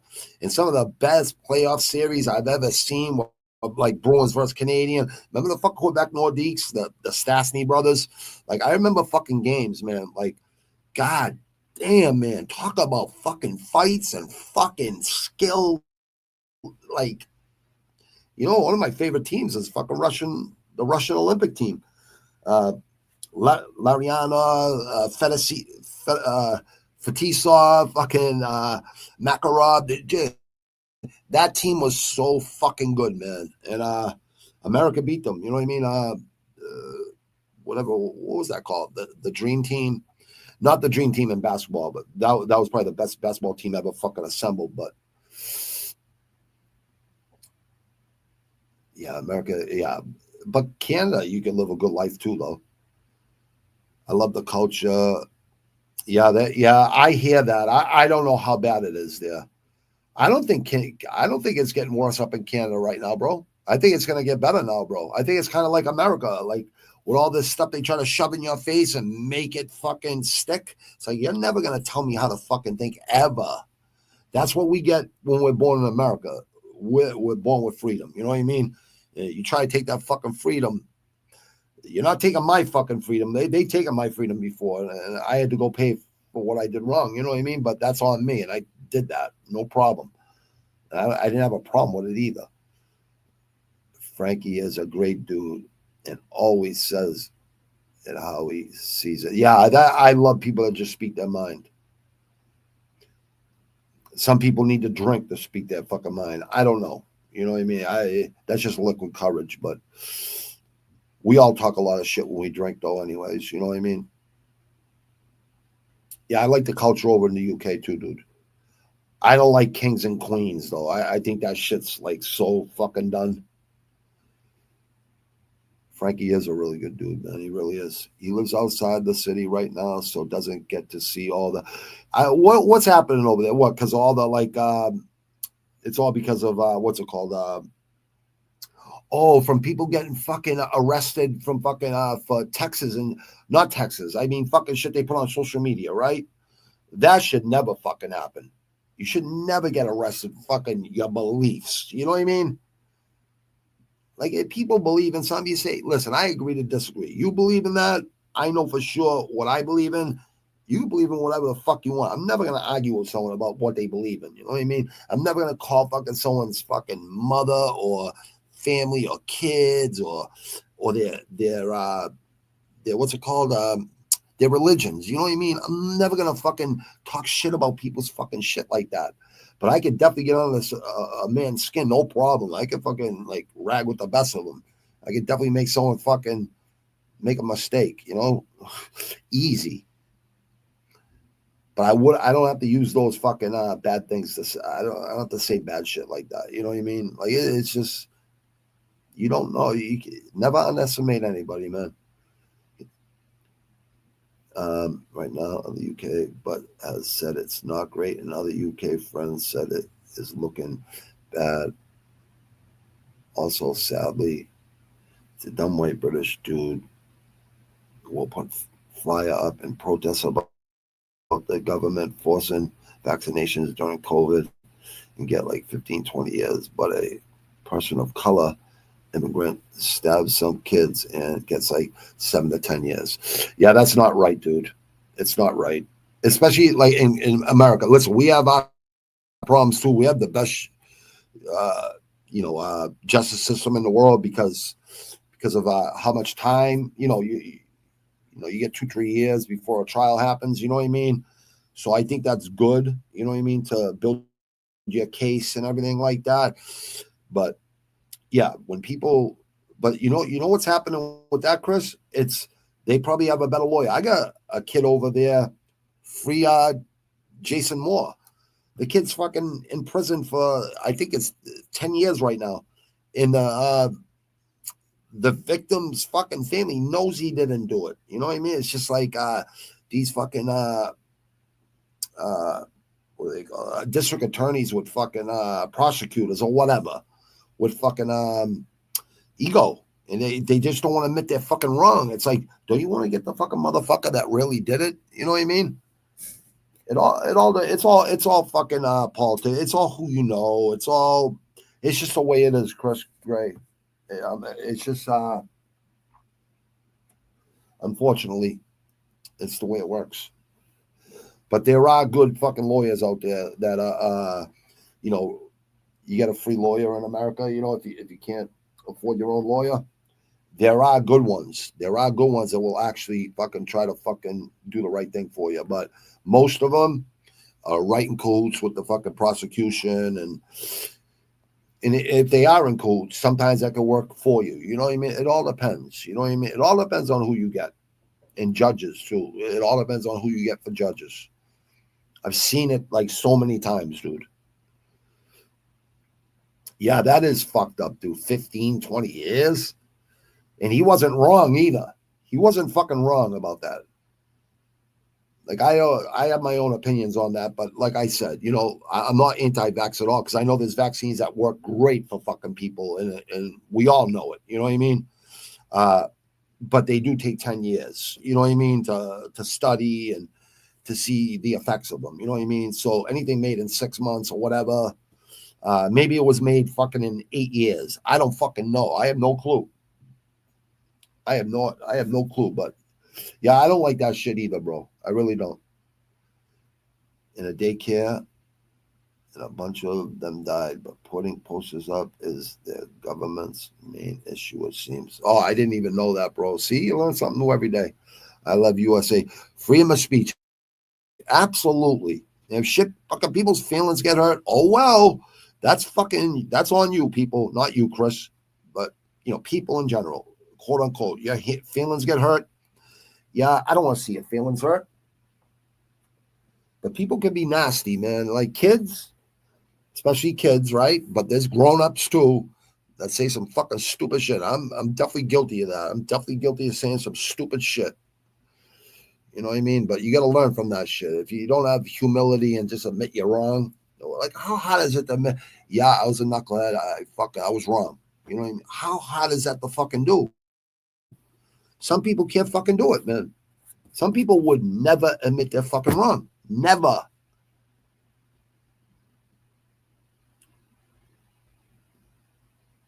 Yeah, I never even heard of that, dude. Because I don't watch the news, bro. I don't like liars. So when they're fucking looking straight at me on the TV and smiling in my face and I know they're full of fucking shit, why the fuck would I ever watch the news ever again? I'm talking about way before fucking COVID. Way before that. It's just like you're waking up with all these depressing stories and they put like one good story at the end. It's like, why don't you put like all the nice stories on one bad story? You know what I mean? I love USA, freedom of speech, and UK don't got that anymore. And that's shocking to me, actually. I am a motherfucker who speaks my mind. Damn straight, brother. That's why I like you. Never you should never beat around the bush, dude. I grew up watching hockey, of course, as a kid. Absolutely, dude. And the hockey is that sport. Wouldn't you agree that the Stanley Cup is the hardest team sport to win? I don't think there's any fucking doubt about it. They kill each other every fucking night. Like, they have to kill each other every night. I remember when we played floor hockey. We had a floor hockey league up in prison, which I was shocked. I was like happy. I was like, man, playing street hockey my whole life. And the whole team was in the hole. There was like 4 or 5 of us. So I think we played with one less guy, I think. And like my friend Eddie Reed, I hope he's still around. I think he was older, but I hope he's still around. He's from Charlestown. He said, Robbie, and I remember the other guys from the hole saying, Robbie, you got to do it, man. Bobby, you got to do it. You got to do it. You led the fucking team in goals. Me and another kid did from Rosendale, but he was in the hole. And yeah, we won it. We still won it. And I'm just like, man, they have no idea. Like, they have no fucking clue. Yeah, I grew up watching hockey, of course, as a Canadian. Us Vancouver.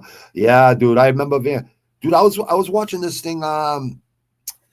Maybe you know who this person is, Chris, because I was watching this guy's podcast from Canada, from Vancouver, yesterday. And let me see. I know you're gonna know who this person is because I'm making my 3rd album right now, and I got I'm almost done with all the beats, like, you know what I mean. And it'll be out by spring, no doubt about it. I just have so many other things going on right now, but I'm not complaining. I'm not bitching and complaining about it. I'm just saying a lot of shit. You think it's going to be done. Oh, here it is.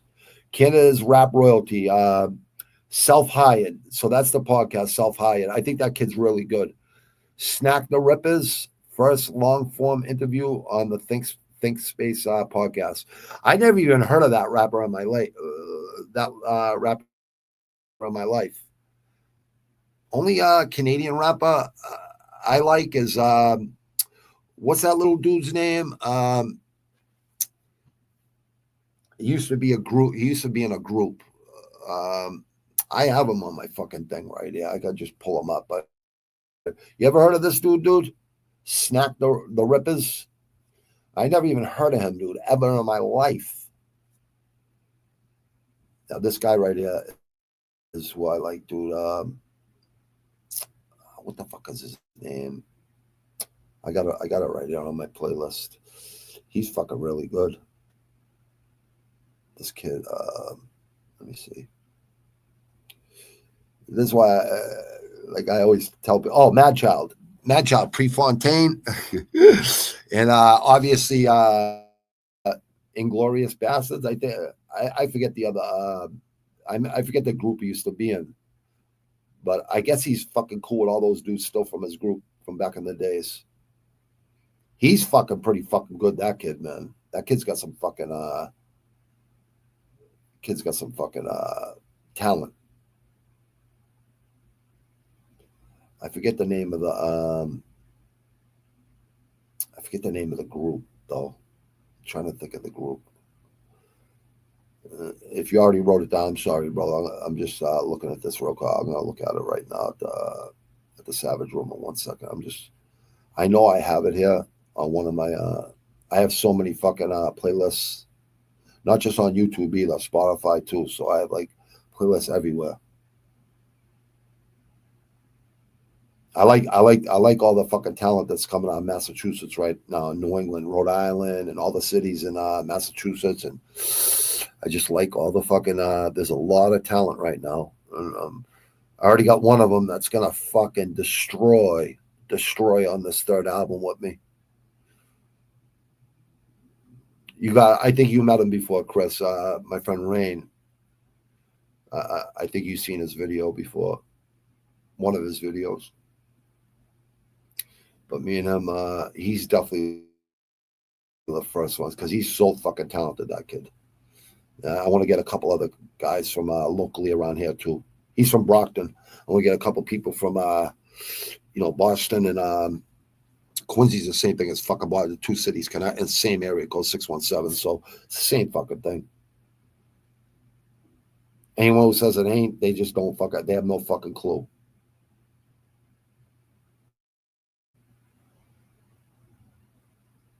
I like fucking 7981 Cal too. He's really fucking good. And G Fredo, like all these guys from HSM are really good. Ace Boogie, they're all really good.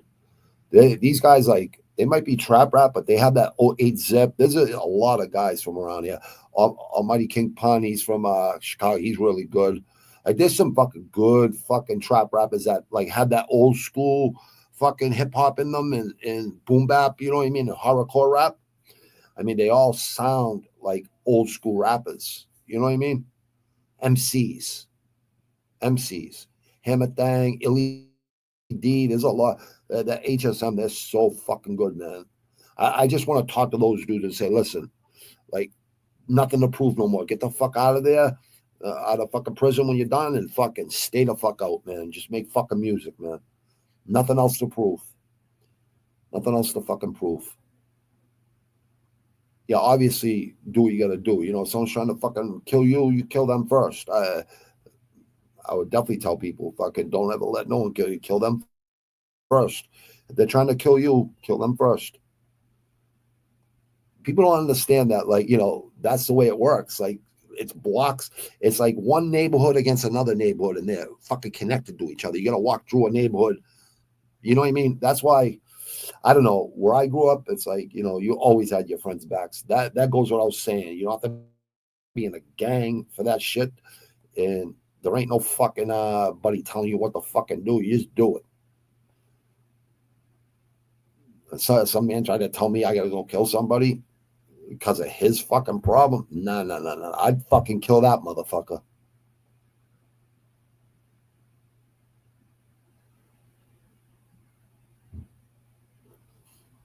Yeah, I don't know what the fuck the name of that fucking, I don't know, Mad Child, I don't know what the fuck the name of the group. Oh, Swollen Members. That's it, Swollen Members. That's the only rapper. And then there was a guy with that song, Informer. I'm like, who the fuck wants to fucking glorify informers, man? I don't think he was glorifying informers, though. I think he was really saying fuck informers, actually. Never beat around it. Canucks were Canadian. Us Vancouver were great for many years until we choked. You guys didn't choke against Boston, dude. That was just Tim Thomas was fucking. He said, I'm not letting another goal in. And that's all it was, brother. We just had a hot goaltender. If you don't have a hot goaltender in the Stanley Cup, you're not going to win. It's like Patrick Roy. Remember how good he was, Chris? Remember Grant Fuhr from the Edmonton Oilers? Remember that fucking team, Edmonton Oilers? The Bruins played them in 85, 86. The first game went to 4 overtimes in Boston Garden. It was all smoke, like smoke from the ice because it was so humid. The whole Boston Garden didn't have air conditioning. You know the end of the playoffs and the hockey is usually in April, you know what I mean, or May, you know what I mean? So here in Boston Garden, the old Boston Garden, it was 4 overtimes. If we would have won that first overtime game, it would have gave them, because they had Messier, Gretzky. This is before Gretzky went to the LA Kings.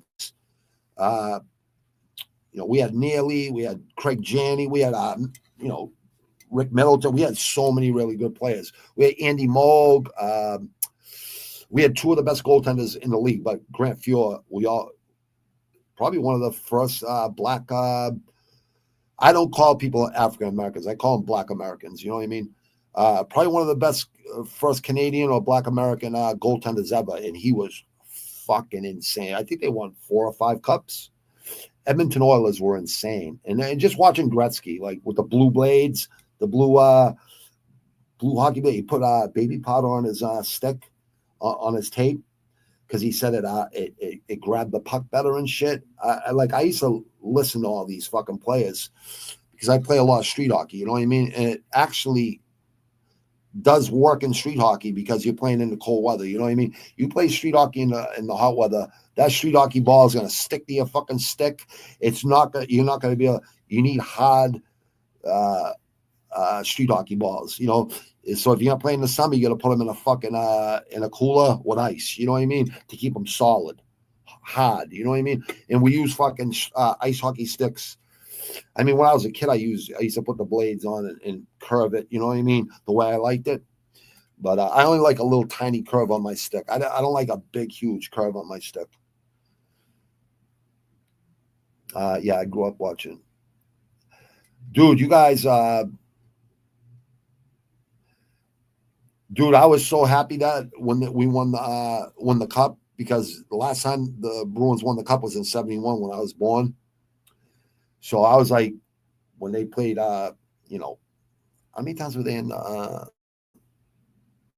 Edmonton? And then they lost to the Chicago Blackhawks in 2013. Right after, remember they were up like 3 goals, the Bruins versus the Chicago Blackhawks, and they there was like 56 seconds left, and fucking the Canadians, Blackhawks scored like 4 goals in fucking 58 minutes or 38 fucking seconds. I'm sorry, seconds. It wasn't even minutes. It was like seconds. And then Tuukka Rask, like a couple of years ago, we had a home ice advantage. We had the game 7 in the TD Bank North Garden, and he lets up 2 goals in game 7 at home. Like, that's, if you don't have a good goaltender, you're not going to win no fucking Stanley Cups. I don't care what anyone says. It's like defense in football. If you don't have good defense, you don't have good special teams, you're never going to fucking win.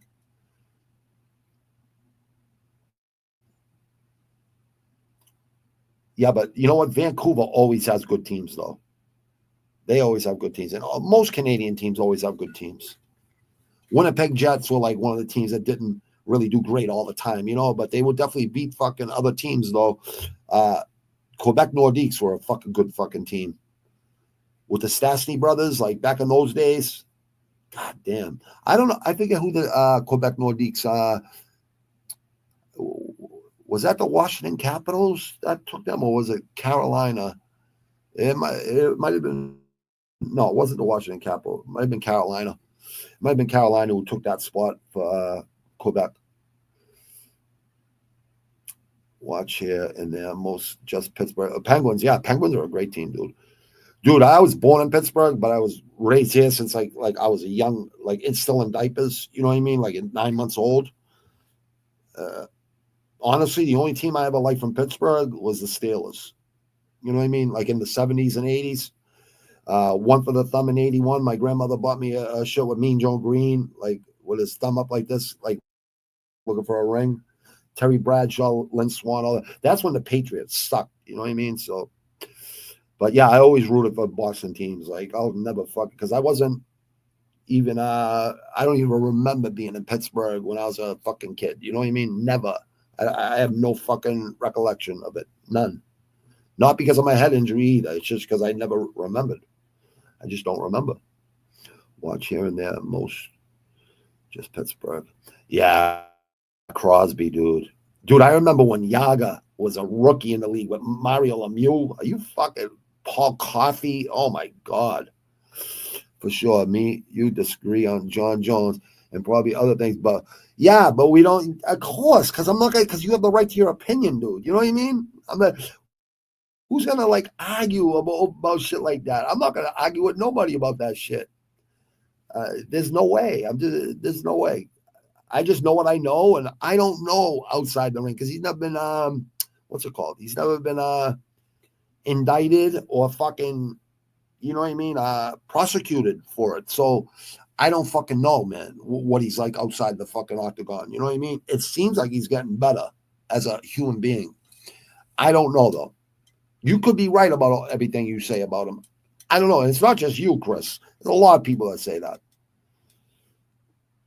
Yeah, we're not going to argue about that. I'm not going to argue with you. Definitely not going to argue about it. Yeah, fuck no. Yeah, I respect that about you too, bro. Damn fucking straight, dude. I definitely ain't scared to speak my mind, bro. And I'm glad you ain't either, bro. You care too much about random people's. I know. It's like, what the fuck, man? Shut the fuck up. I've been on this planet a lot longer than fucking certain people. I just don't want to hear it. I don't want to hear it. I will listen, you know what I mean? And definitely rational, you know what I mean? I can definitely understand. I can put myself in someone's shoes and say, hey, that's pretty fucked up. You know what I mean? I feel bad for the guru.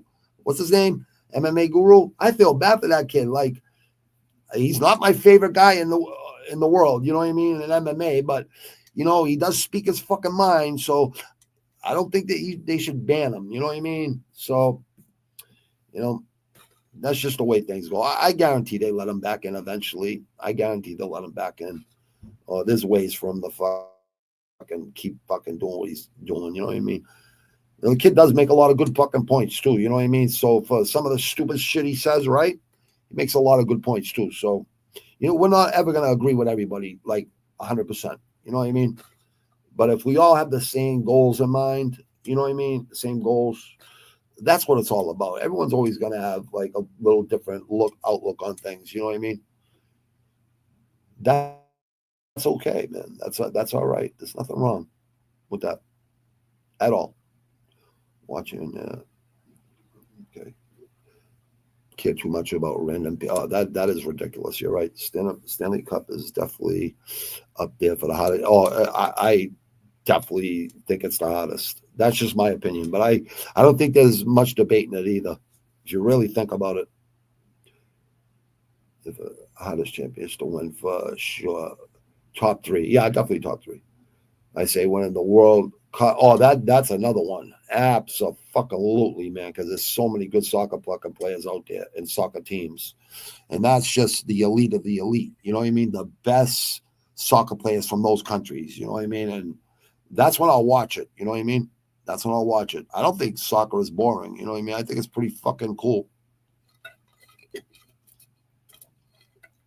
I don't actually mind playing it. When I was a young guy, I didn't mind playing it. Yeah, I think the World Cup, but that's every 4 years. You know what I mean? That's only every 4 years, bro. The Super Bowl and Stanley Cup are like neck and neck. Yeah, those are because it's. See, here's why I say the NHL is hotter, because they play a lot more games, 80 plus games a year, right? And it's not once a week. It's every fucking night they're killing each other. You know what I mean? It's not once a fucking week. You know what I mean? So, I don't know, skates, you can hit people really fucking hard. You know, really fucking. Look at Norman Levier from the Bruins. He got hit so hard, head went into the fucking boards. He's a fucking paraplegic the rest of his fucking life. It's fucking horrible. The Super Bowl. Yeah, the Super Bowl is like I'd say they're both very high, because you have to have a good special teams, great defense, and you have to obviously score points, which you have to have a good fucking running back to make the time go. You know, it's all about holding on to the ball and time of possession. You know what I mean? That's going to give you a better chance to win in football. You know what I mean? And not make so many mistakes. That's how you're going to lose football games. You know what I mean? I wonder if the Kansas City Chiefs are going to win another Super Bowl. I like that Brady went in there and talked to what's his name from Kansas City, the fucking quarterback. I remember when we beat them as a Patriot. I remember he went into the locker room after the championship game and said, "You're the next one." Oh, Mahomes. He went in there and told Mahomes, "You're next. Don't worry about it, kid. You got all the talent in the world. You're gonna win a lot of Super Bowls." You know what I mean? But I don't think he's gonna win 7. I think 7's gonna be pretty hard to fucking beat with Brady. I just don't see it happening for any quarterback. I don't think anyone's gonna be able to stay healthy that long to do it, and to have like a. You know, Brady took less money in New England to be on a winning team. You know what I mean? So he would get paid less so they could go out and get better free agents. You know what I mean? So that's why I respect Brady so much, and you know what he did here. So when everyone was like hating Brady when he left, I'm like, you hate him after 20 years of fucking all he's done for this fucking franchise. You know what I mean? People's loyalty goes right out the fucking window, man. It's bullshit. I would have liked to see the Ravens win this. Yeah, I was definitely rooting for the Ravens. That's definitely the team I was rooting for this year. So, chat, the Ravens didn't beat Bills. I really want to. I think Lamar Jackson is fucking great, man. I just wish they'd fucking get that defense again like they had in 2000, 99, 2000. They were fucking a problem with that defense, man. Yeah, I never say never, bro. That's the thing. You know what I mean? Never say never. Like, you just never know, bro. But 7 Super Bowls is pretty fucking hard. Terry Bradshaw has 4 of them. I'm trying to think who else has who's up there in the quarterback. I'm not just talking about quarterbacks. I'm talking about teams, though. Like, how many, like, even Peyton Manning didn't win 4 fucking Super Bowls. Eli won more than Peyton, I think. Eli got 2 of them, right? And Eli's got more than his brother Peyton. He's got 2. I think Peyton Manning's got 1. Doesn't mean Peyton Manning wasn't a great fucking quarterback. Of course he is. A great fucking quarterback. It's just your special teams, your defense has to be really good to win. You know what I mean? That's why fighting, it's gonna be really hard, dude, to beat Brady's record. It's gonna be really hard. I haven't been watching. No, I don't.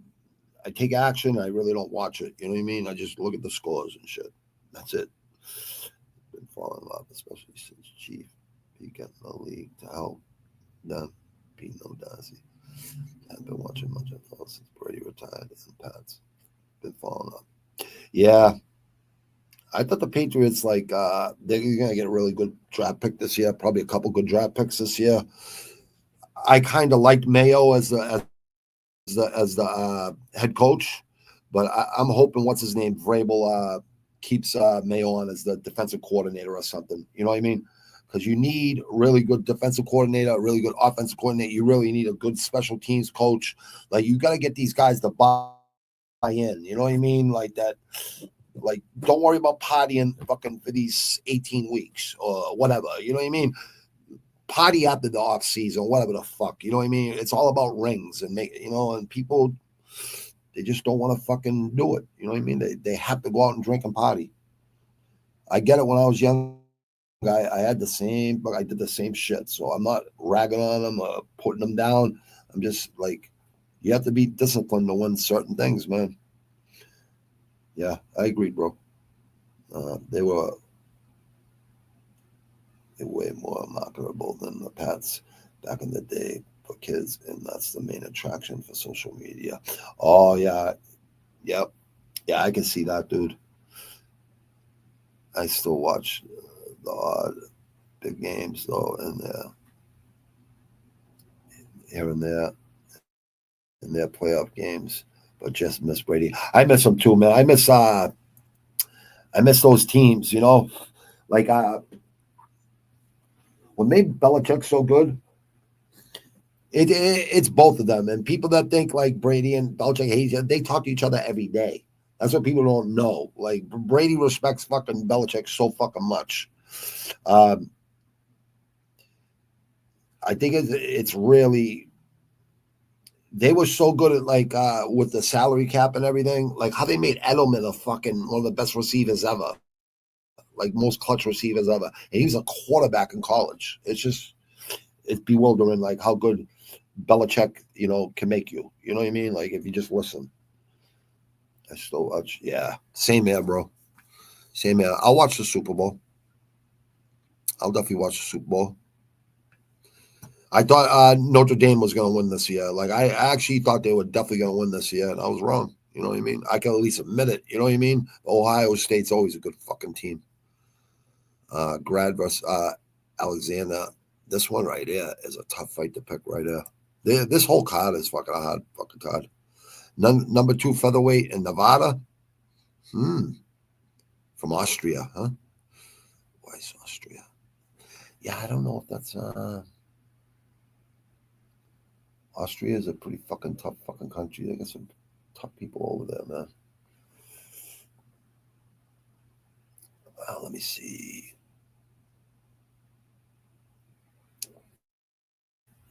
Yeah, this is a tough fight. Featherweight. Yeah, he had 1 year, 2 months ago. So, yeah, plenty of time. All right. Peterson. Oh, featherweight. All right. Brito. Combat Night. APFC. Some of these fucking promotions I've never even seen ever. Even on Fight Pass, I've never seen them. I know every country has a few, you know what I mean? But Contender. Yeah, this one is tough to fucking pick here. Let me see. They're both 29. Super hyped for this card. Oh, so am I, bro. I'm happy I'm psyched for the fucking boxing card too, man. I'm fucking really looking forward to that one too. This one's at 9 a.m, East Coast time. So some people are gonna have to get up early on Saturday morning to watch this, but it's worth it. If you're a real fight fan, super hyped for this card this weekend. Them lucky folks in the East Coast getting the best cards all the time. this free card is definitely better than 312. A lot of people are saying that, bro. A lot of people are saying that in Aussie land. That is a pay-per-view. Yeah, I know. Yep, I agree, bro. You know what? Is 312 all lined up, though? Is that all lined up doing Aussie and Canadian fans dirty lately with the ass cards? Yeah, you know what? I think it's like so hard to make everyone happy. I think that's what it is. You know, I just think no one's ever going to be happy. You know what I mean? And it's out of the United States. So, you know, that's the reason. It's because it's out of the United States. So it's always going to favor the United States. You know what I mean? It's just no matter what.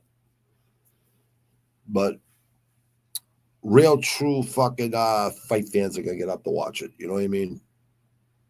And it does suck. You know, I wish it could be like, what's it called? Like half American for the year, half other places where they'll get better times, you know, to watch. I don't think it's an excuse, though, for fighters to say they can't. Oh, it's hard getting up at 4 a.m. and fighting. Hold on, you're a fighter. Don't you get up at 4 or 5 anyways to train? Don't you go to run early in the morning? Because that's what most people do.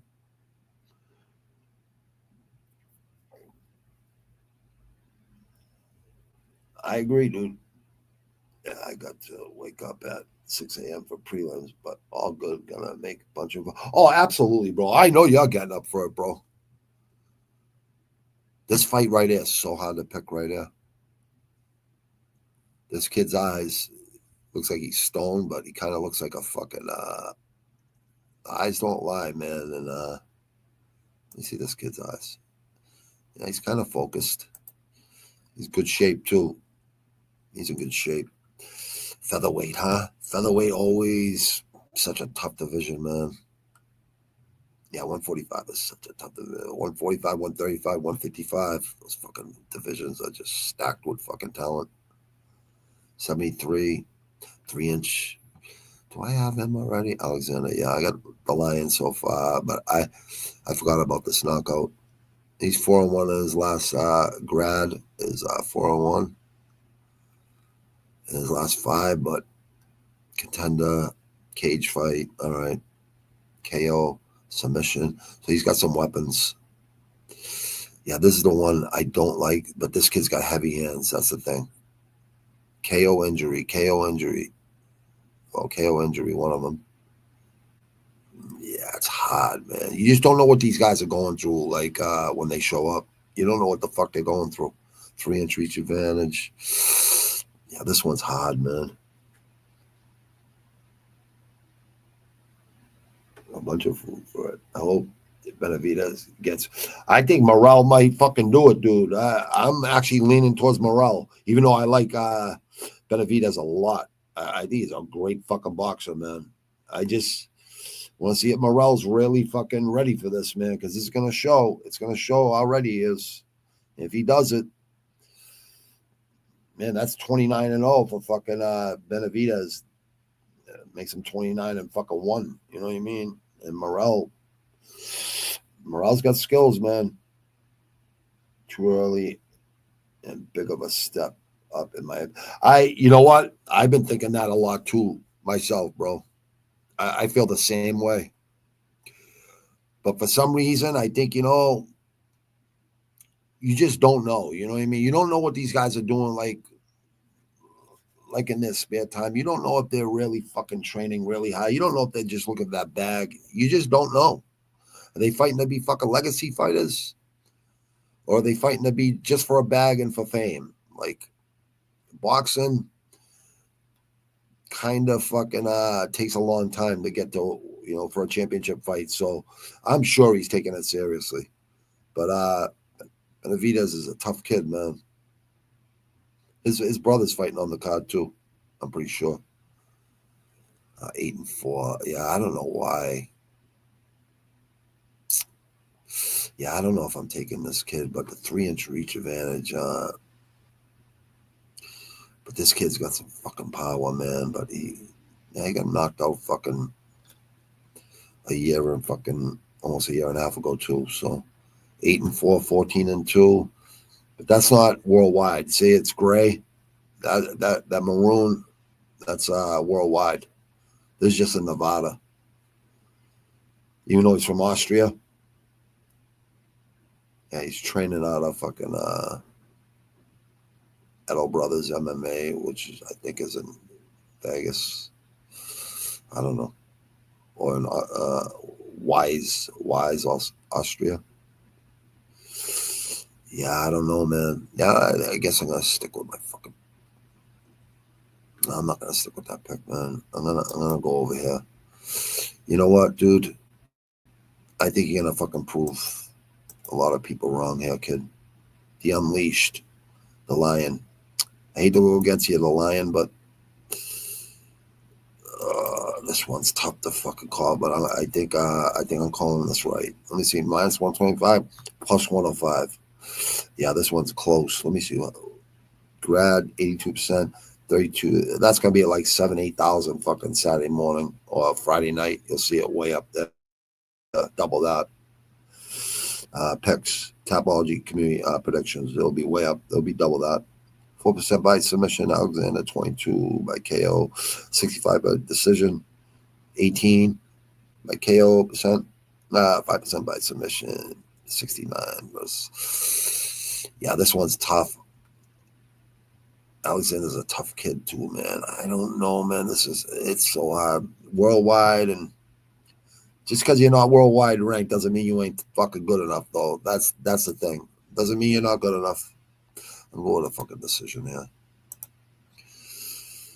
Yeah, I gotta go against my fucking pick. Jamal, the Stormtrooper. I like this kid. I just don't. This fucking, yeah, he lost this kid up here. Yeah, somewhere around there. Parking.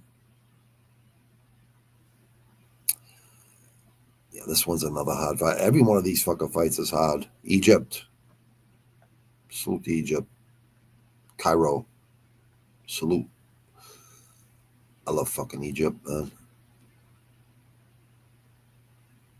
I'm going there soon, man. Like, definitely next year. I'll definitely be in Egypt by next year. No doubt about it. There's a lot of places I want to go. Man, this is a tough fight too. Who did I take? Yeah, I don't think I like this fucking pick that I have here. KO. See, this is why. This is why I take this guy. But look at the record: 4-4, 3-2, 0-0, 9-4. Yeah, not bad. This is why, like, because of the fucking the people he's fought.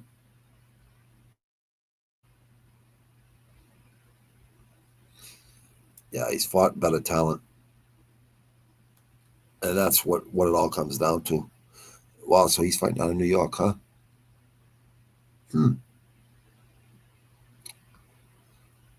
Fighting out of Cali, 11-4.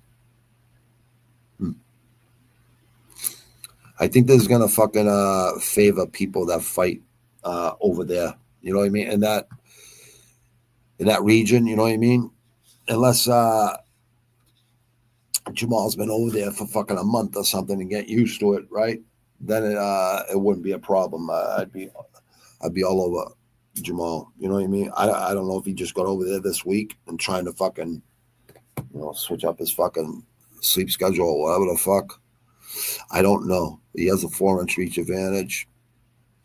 It's hard to go against a guy with the reach, man. You can't teach reach. You teach someone how to use it, though. And a lot of guys don't teach men how to use it. Or maybe they do and they just don't fucking listen. Yeah, 6'3", 6'2". Heavyweight, a lot of heavyweight fights on this card, man. Yeah, we're gonna get a lot of fucking knockouts. Yeah, I'm gonna stick with fucking Paul. Dude, you better be ready to fight, kid. I hope you're ready, kid. I really do. And I don't know a lot of great Egyptian fucking boxers or fucking mixed martial artists. maybe one or two, like in both that I can remember in my head. I'm trying to think who else came from Egypt that is elite. Not a lot of elite fighters, only because there's so much other shit going on over there. I'm sure they can fight. You can fight from every. Look at Thailand.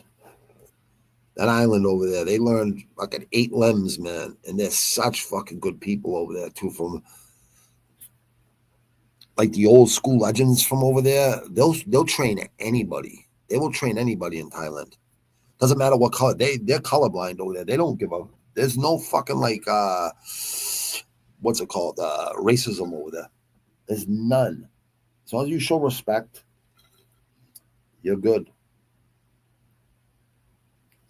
Yeah, I think it is. It is an early step for Morrell. It is. I don't like David and his family always yapping on Canelo's name and stuff. Yeah, I know, dude. I know. It's a decent underdog pick for sure. Oh, yeah. Yeah, all it takes is one big shot when that. Oh, yeah, heavyweight. That's all it takes, bro. You're right. Plus, David might be looking ahead. See, I don't like fighters that are looking ahead of their fucking fight in front of them. Not that I don't like them. I don't like that mindset. You know what I mean? I don't like that mindset. I think you got to worry about the fucking guy that's in front of you right now. I wouldn't even be thinking ahead. You could do that to yourself and think in your head, for yourself, but don't put it out there in the fucking universe because Morrell could go to that body. And that's what he's going to have to do.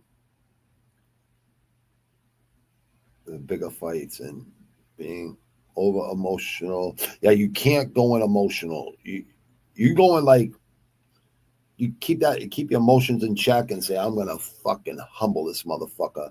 But don't say nothing about it because then you don't let it get to you. You know what I mean? Your mind has to be focused on the task at hand. If you don't keep your mind on the task at hand, it ain't gonna work. Probably Morrell will gas going for a finish and losing the later rounds by TKO. That definitely is a probability, bro. Yeah, the judges always side on people from those parts of during those Saudi and Dubai kind cards. Yeah, I've seen them not be. I've seen them not be biased too, though. I've seen them actually give it to the person who won. I've seen them, be pretty cool. What's the Mass Climber? How you doing, bro? Andy doesn't respect reach. Remember what I said about Rebecca? Yeah, I do, brother. I took Rebecca one time. I never took him again, ever. People forget, man. Wasn't Mask and fucking wasn't Mask knows his shit. People forget. That's Hank the Tank. I like Hank the Tank. I think that kid's a fucking riot, man. What a fucking funny kid he is, man. Fuck, Chris, you scared me.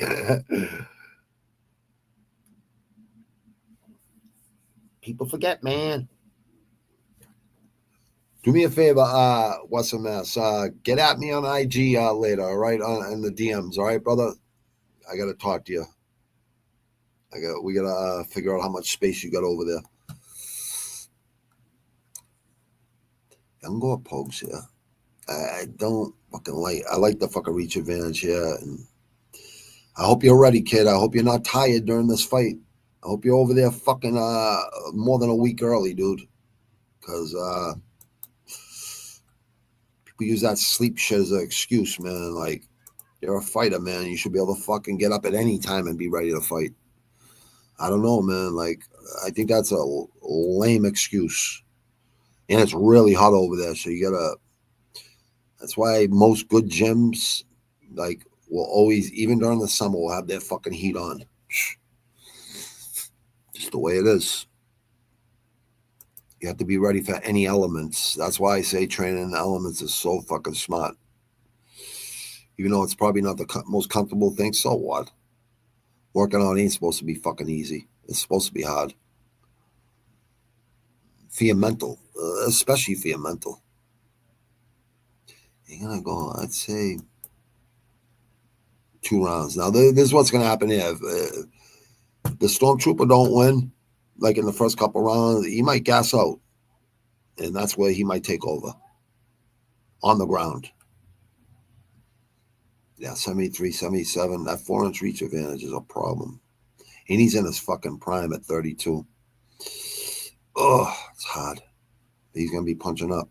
He'll be punching down, which is probably a problem. Lower to the center of gravity. The hammer. All right, the hammer. How good are you at being the nail, though? That's what I want to see. All right, bro. Don't let us down, man. And then I think we lost a couple fights. We got 11 fights. Oh, wow. Yeah, that's it. What fights did we fucking lose?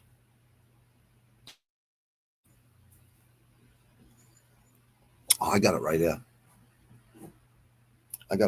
Well, I can tell you what fights we lost right. If people already know, you don't have to type it because I'm gonna look it up right now.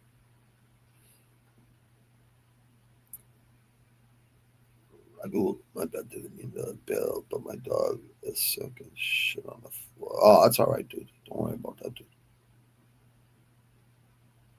Oh yeah, I've been there and done that, bro. I know all about it. Oh, it's all good, bro. Just give me a weight class so I could tell him. Just it's all good. All good. Just give me a weight. Just give me a weight class. Let's see if we get weight class. See if we get a denial of fucking kickboxing fight. With my friend's kickboxing promotion. Fighters rep. I have to keep my word with people, you know. Yeah, Sean Moody just had fucking surgery. He's feeling good, so that's good. It's good to see people fucking feel better after surgery. Good for you, man. Me myself, I don't want no surgery.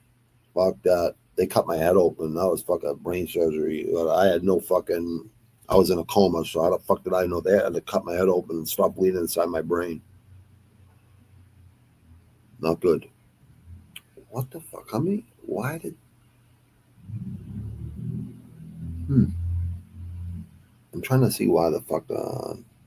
What fights fell out? I know a few fights fell out. Yeah. I just forget what ones they are. Oh, here we go. I got it.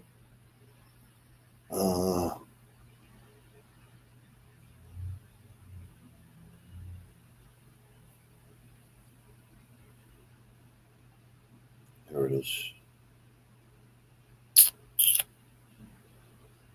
Yeah, great fucking boxing card too on Saturday.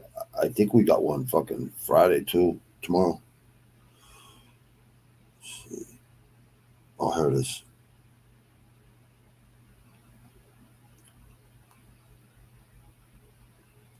What fights did we lose?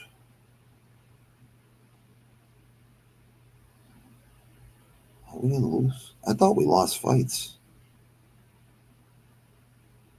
I could have swore we lost fights. Was that on the next card?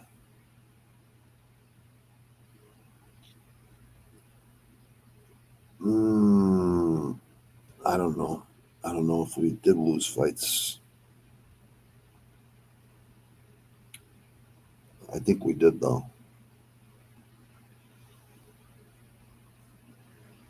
Yeah. Okay. There it is. 3 of them. Abdul Kareem Al-Sawadi versus Jordan Levitt. Levitt withdrew.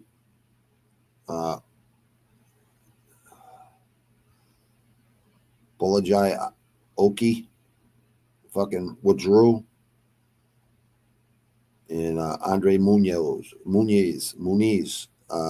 passport issues. for Alaskarov.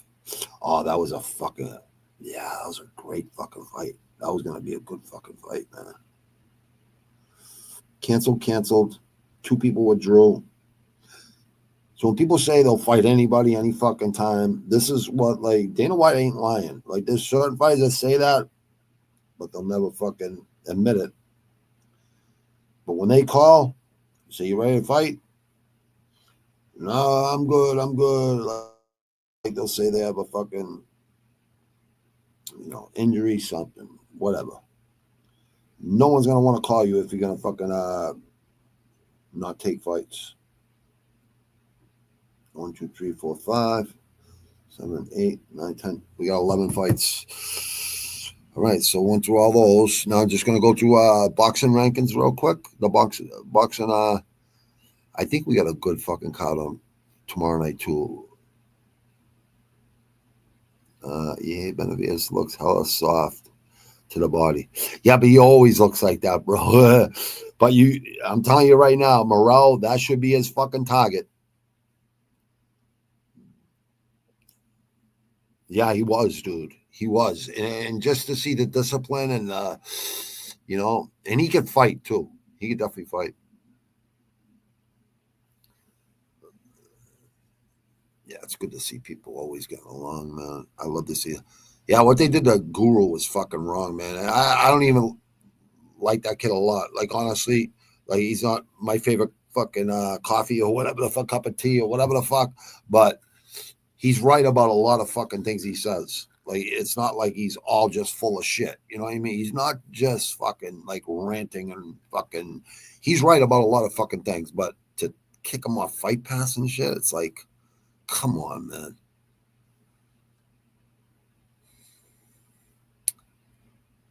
I mean, the kid's a kid. Yeah, like Dana White. You can't let a fucking kid bother you, man. Honestly, you letting someone run space in your head like that?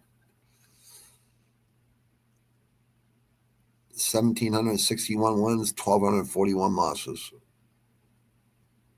520 wins over losses. A lot better than fucking, what's his name? The Greek, whatever his fucking name is. Oh, Yanni the Greek. Let me see. Where is it? Oh, Fight Center. There. As long as it's still up on the screen. Let me see. Yeah, it is. Okay. I don't even have to go to this boxing. I know where it is. Matchroom. Oh yeah, we do got good matchups. So tomorrow, okay, Ladad versus Saz. That ain't a bad fucking fight actually. 2 in the afternoon tomorrow. Maybe. We'll see what happens. We'll see what fucking happens.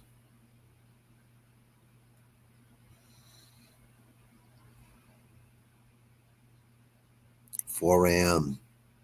Tokyo. I got fucking Muay Thai Saturday morning at 5:30 in the morning. I'm gonna be no, actually I might not even do it because the UFC's at 6. Like I'm not 9. No, I will be doing it then. LBC.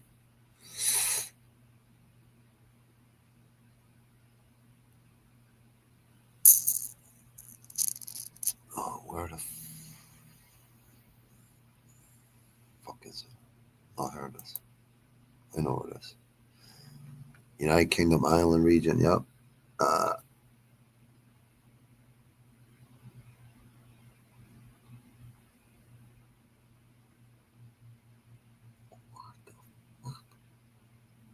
Oh, here it is. So 8 o'clock at night. So yeah, we'll have a big gap between this card and this card is a good card. This ain't the only good fight here. There's a couple good fights here. These 3 fights right here are really good. Then there's another one here for the WBA World Featherweight title. This is a really good fight right here. This fight right here. I picked these 3 already. I don't like picking like 6 round, like 10 rounds. I could do, but 8 round fights, I'm not really picking them too much. There's just no way. I will pick these ones though, the 10 rounders. 8 rounders. That's Benavidez right there. That's his brother right there. See, looks just like him. Either that or it's his. Yeah, I think it's his brother. I'm pretty sure, or his cousin, but I'm pretty sure it's his brother. Hold on. 28, 3-1, 19, 9-4. Ohio. Yeah, this is a good card right there. So Fulton, I'm gonna pick 10 rounds. I'll go with Isaac Cruz is a fucking animal, but this kid right there can fight right there forever. This is part 2. That's a good fight right there. This is a really good fight. This one right there, one of them is part 2. What the fuck is it?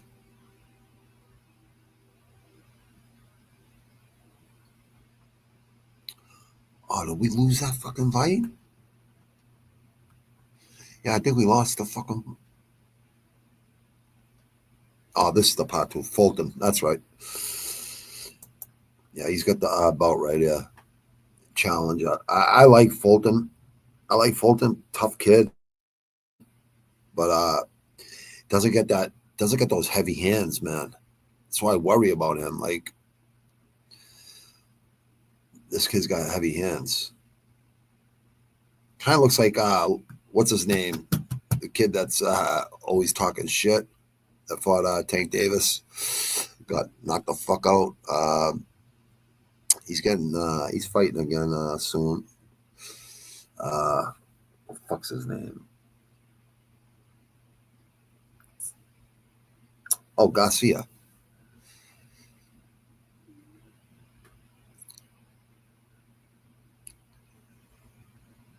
Yeah, this is gonna be a good fight. Yeah, I don't know, Morrell, man. I really believe in you, kid. But I know this kid can fight. I've seen fucking. I know Benavidez can fight.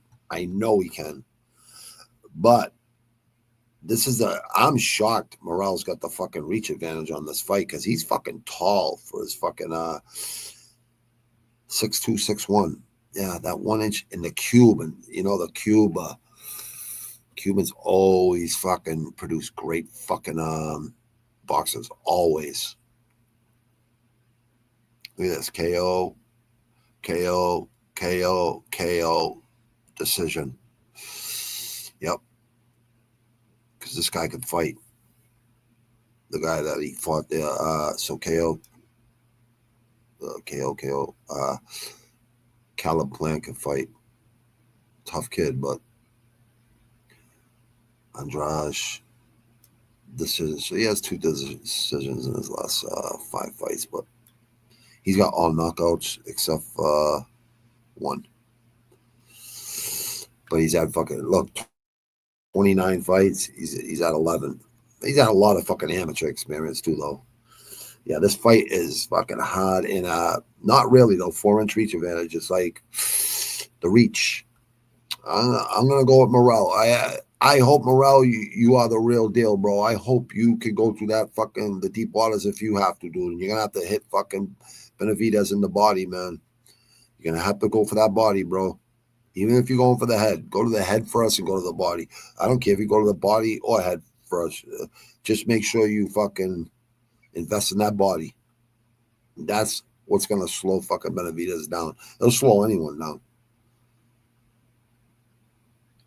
Yeah, dude, go to that body, kid. I'm gonna go with Morrell, but if not, Benavidez is the real deal, man. Because Morrell could fight, man. We'll see. We're gonna find out. I gotta go with Figueroa here, even though people thought Brandon Figueroa he won versus Figueroa here. I thought it was Figueroa's fight, but I can see why people thought Fulton might have pulled that one off. It was a close fight. 25-1-1 versus 25-1-0. It was like as close as it gets, man. Yeah, these body shot. I like fucking fighters that go to the body, man. Left uppercut body shot. See what I mean? So he goes to the body, man. I remember this. Inoue. I want to see Inoue and Tank Davis fight. That's what I want to see. At a catch weight, you know, at 135 or something. Where they both can make it no problem. Because they both got such heavy hands, you know what I mean? I don't like going against Philly fucking boxers either. I don't. I really don't. Because I know most great boxers come from like Northeast Coast, even down in FLA and fucking even like the East and even over to West Texas. Great fighters too. There's great fighters all over the United States. I'm just saying, majority of the boxing, you know, Chicago, Detroit, Ohio, fucking all the cities on the Northeast, you know, Baltimore up all the way up to Lowell, Mass. Like, there's just so many great fucking boxing gyms. It's just, you know, the Midwest is a lot of good wrestling, a lot of good MMA, a lot of great boxing going in the Northeast. And you could kind of say fucking Chicago and Detroit's kind of the Northeast. If you went, you know, across right down the middle of the United States, Chicago and Detroit would be in the Northeast. Yeah, I'm going to stick with Figueroa. I just think it's a mental thing, you know what I mean? Fighting is a mental thing. I know people don't fucking... I know you have to be in really good shape to do it, but it's also very mental. It's you against you, basically. I'm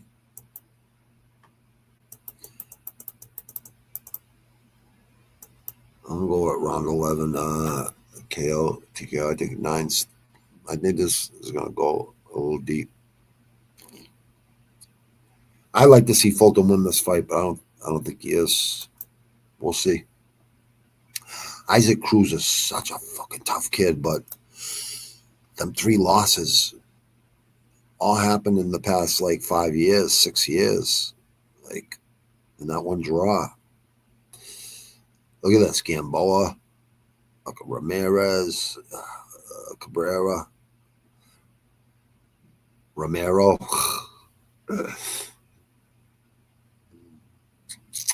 I don't think he does. I thought this should have been a fucking draw, that fight, actually.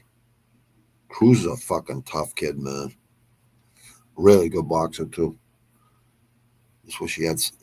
Look at that 7-inch reach fucking disadvantage for fucking Cruz, man. Matchroom. Mexico, San Diego.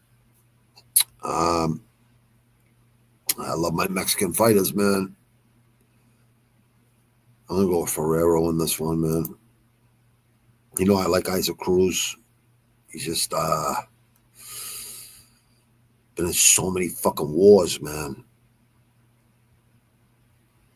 26, 20, 30 pro fights so far. It's not bad. 3 losses. That's not bad, man. 22-2-2. 28, 26 fights. And 4 of them were draws and 2 losses. And 1 was unanimous decision. Just got outworked. You know what? It's hard to go against Isaac Cruz, but that fucking that reach. It's hard to fucking go against that reach, man. 31-27. Why is he only on 2 of these? And he's on 3. 31 years of age. Why the fucking... whatever. I don't even think it matters. Yeah, I'm going to go with Pereiro for the upset. Even though I like fucking Isaac Cruz a lot. Tough kid, man. Always fucking throwing fucking hard punches. Always trying to fucking put you out. A fucking savage, man. This kid's a savage, but this kid ain't bad either, though. Let's see what happens. Let's see if he fucking elevates. Yeah, of course. Typology is definitely 90% fucking mixed martial arts. There ain't a lot of huge boxing fans in there. Oh, Ferrero.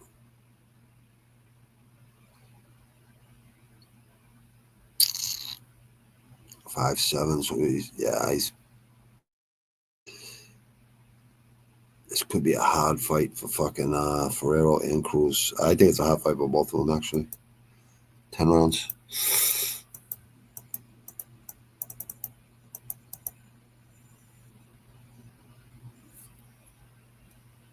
Let's say 7. I'll go 9. 9 rounds.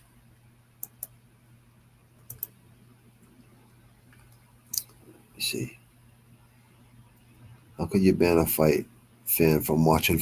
I don't know, dude. I don't know, bro.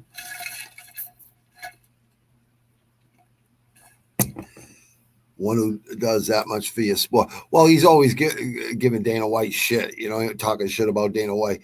I think someone said it was because he called John Jones gay. I don't fucking know who to fucking believe. You know what I mean? Yeah, I feel bad for the kid because he's, you know, I don't agree with everything he says, but, you know, he doesn't fucking, he puts in the work. You know what I mean? You can't hate on someone's hustle, man. I don't hate on no one's hustle unless you're hurting kids and women and fucking elderly people. You know what I mean? Scamming people, whatever the fuck. We all know what's right and what's wrong. Yeah, people should be able to speak their fucking minds and say whatever the fuck they want. Yeah, I agree. I agree with that, dude. New Vegas Dana annoys me massively these days. When he was fat and pink, was more of a savage. He's never been a savage, dude. That's what people don't understand about fucking Dana White. He ain't a tough guy, dude. He ran from Boston, scared the fucking death, dude. And all right, fair enough, you know, yeah. Sociopaths fucking called him and shit, but I don't know. Someone calls me and says, fucking, I better pay this, I better pay that, and I don't owe it. Good luck. I'll be waiting for you then. Fucking, okay, come on. I ain't calling no fucking airlines. That's for damn sure. So, yeah, I have to question him about that. Like, I have to question that. I have to. But maybe he did the right thing, you know. You know, he did, right? Because we get the UFC out of it. So I'm not okay, 195, 205. Okay, bro. Good to know. Oh, where are you? Oh, I got you, bro. All right, cool. I'll try to get fucking denial of fucking fight, man. Even if it's kickboxing.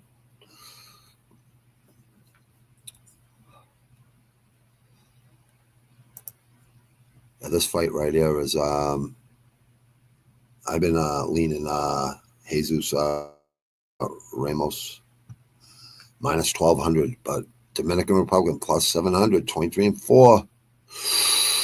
Oh, this kid's fucking pretty good too. I've seen him fight; he's pretty good. But yeah, got knocked out. He hasn't been fucking that active. That worries me. But look at this. See, everyone's everyone's good at being the hammer, but once you have the nail, it's a whole different story. All right, let me see here. So 8 months ago, he had a KO. Yep, unanimous. He lost in a unanimous decision. We all know how that goes in boxing. Spencer, KO, unanimous. Hernandez, Vladimir, that was 2 years. So, yeah, he's been a lot more active. Ramos, maybe that might be a good thing for Banana.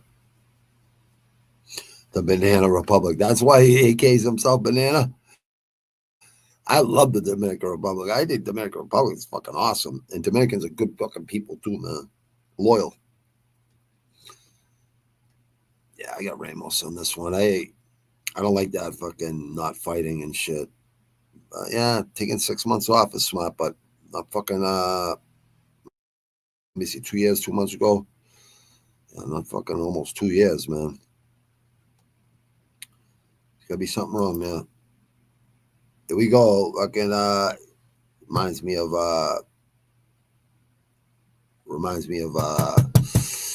Julio Cesar Chavez Sr. Let me see, 160. Yeah, 160, huh? Miami, Florida, good place to be training. Not bad for the weather, I mean. It's good. 23, 4, and 2, 21. Yeah, I can't go against this man right now. Go around 8. KO or TKO. This one right there is interesting right there. So we got the vacant belt. So they're going for the intern. Fuck. Yeah, that's the WBC World Featherweight title. And this one is WBA regular and interim WBC World Light Heavyweight titles. I don't like those interim titles though, man. Not in boxing. It's just another way for them to make money, man. It's another cash cow, man. That's what it is. Every belt you have, it's another fucking way to fucking take money. Yeah, I don't know, dude. Chris, I really don't know, bro. I'm just going with what Hank the Tank said on his show last night. I seen it this morning. I try to leave everyone a like, you know what I mean? But you can't keep up with everybody. There's just no way. You see that Jake Paul is fight? No, I didn't see that, but I will never watch a Jake Paul fight ever again in my life, ever. Unless I'm fighting him, then I'll fucking knock him out. Fight me, fucking Jake. I've called you out, Jake, on fucking people with fucking 300,000 and 200,000 fucking subscribers. Don't act like you don't know I've been calling you out, fucking Jake Paul. I've been calling you out for 2-3 years. You and your brother. So I'll fight you and your brother in the same fucking night. Why don't you guys just fight on the same card on the same night? Fight me. Fight me. I ain't pulling back on punches. I definitely ain't taking a payoff. I guarantee I ain't. Guaranteed. So I'll have to probably wreck your relationship, brother. But again, they both never seem to like each other. Yeah, I don't know about them two. They're both fucking Disney kids. I have no idea, dude. Their father seems like a good dude, and you know what I mean? Their father seems like a good person. I don't hate them, like literally hate them, but you know, come on, man. Like these fucking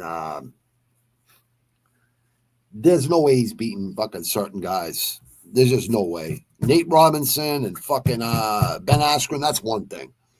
But Tyrone Woodley and all these other guys that have good hands. Mike Tyson looked like he was pulling back on punches. You know what I mean? Like, it's just, I'm glad they both got money. You know what I mean? Like, I don't hate on his fucking hustle. I definitely don't. Good for him. And he made a lot of fucking money. Good for him. And he actually puts in the work. So I can't shit on him like that. I won't shit on him like that because I know how hard it is. You know what I mean? It's not easy. If everyone fucking, it's not easy. Everyone would be doing it. Everyone would be fighting if it was an easy thing to fucking do. Everyone would be doing it. I'm talking about pro, you know what I mean?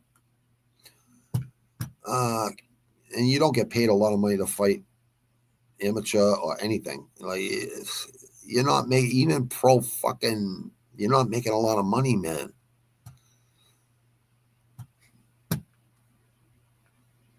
I'll fight for free, but I'm just saying, like, if I got to go fight in the ring, I want to get paid, like, you know, even 1,000, a couple thousand, you know what I mean? That's it. I know it's going to be an early night, regardless. It's just the way I feel, you know what I mean? I don't know. Who knows? Plus my head injury, they'd give me I'd have to hide that, you know what I mean? It'd be a problem. But I definitely would sign paperwork. No doubt about it. Sign paperwork, say I'm well aware of my fucking situation. But guess what? That's been fucking 22 years. Like, I've been in fucking 20 fights since then, man. Like, never fucking concerned me. Never. Like, on my kids, I would fucking fight Jake Paul and Logan Paul on the same fucking night. No bullshit.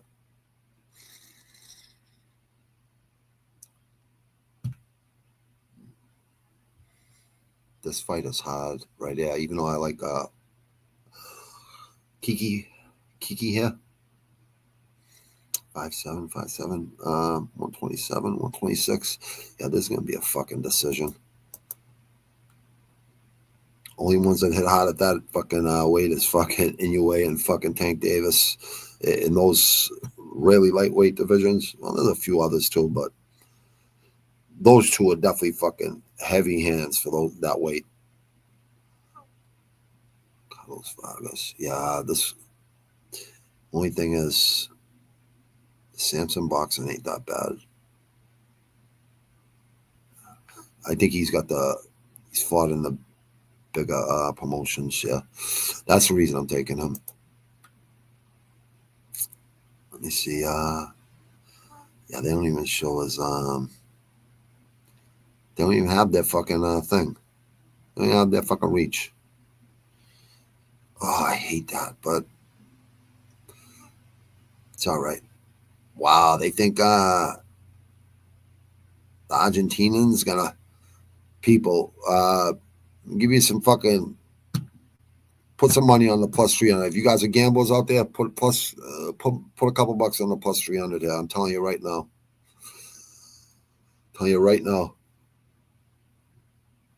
Yep. I'm sticking with him too. I'm not even going against it. Coelho, I don't know, dude. I think you're biting out more than you could chew there, kid. This is Yoel Romero, part 2 right here. This guy. Yo El Diablo. That's his AKA. Angel Ruiz, 18-3-1. He kind of fell off, this kid. He used to be really good, this kid. Yeah, this is when he started. I think he got robbed in this fight right here, from what I remember. I forget. I think it was him who got robbed.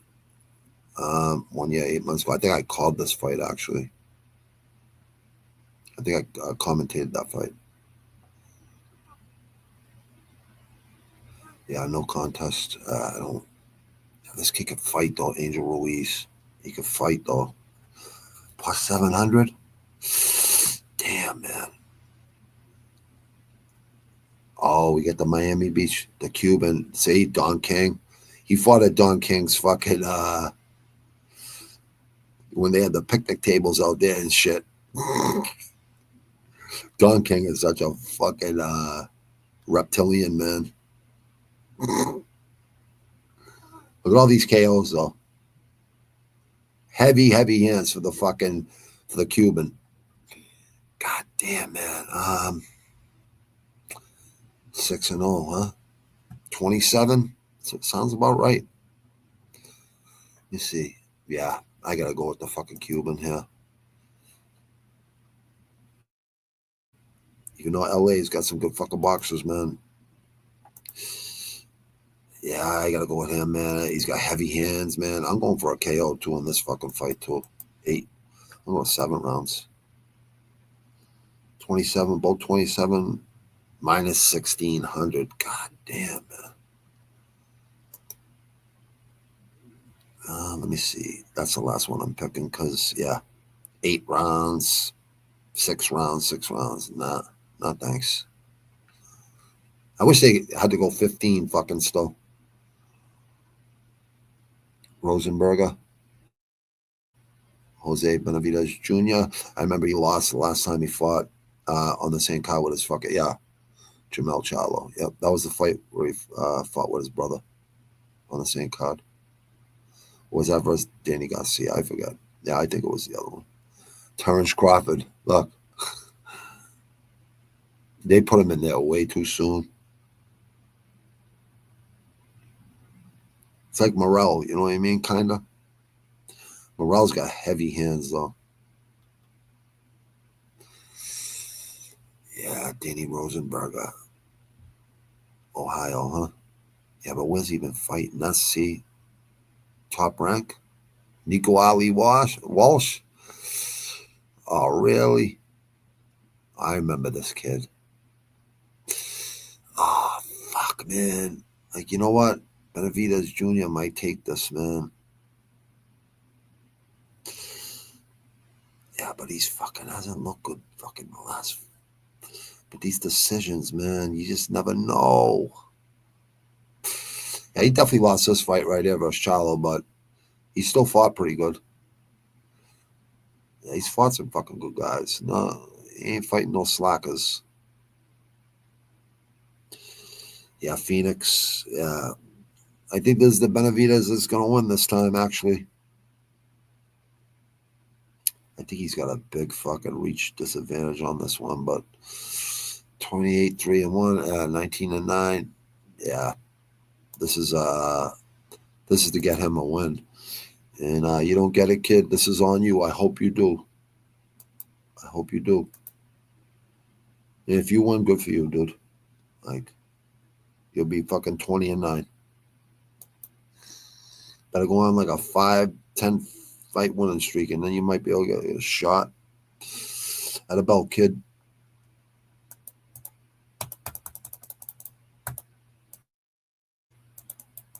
Hold on. 8 rounds. Oh, fuck it. I'll pick this one. I think I picked one of the 8 rounder. Did I? No, this is the only 8 rounder I'm going to pick. I'm not picking. Yeah. Yeah. And there's another 8 rounder right there.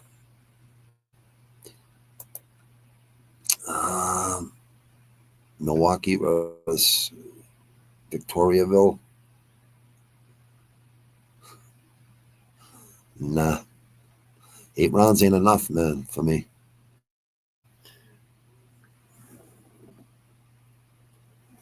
Nah.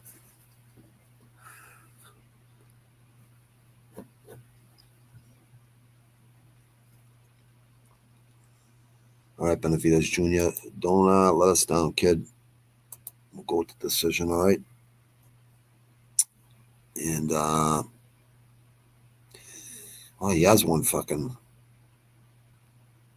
but he hasn't been in, top rank was Ali Walsh. Yeah, I'll go with the decision.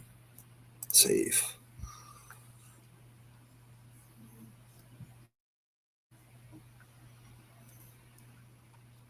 All right, let me see. Let me get out of here. Go over here. Boom. Let me read your comments before I hang this up. All right.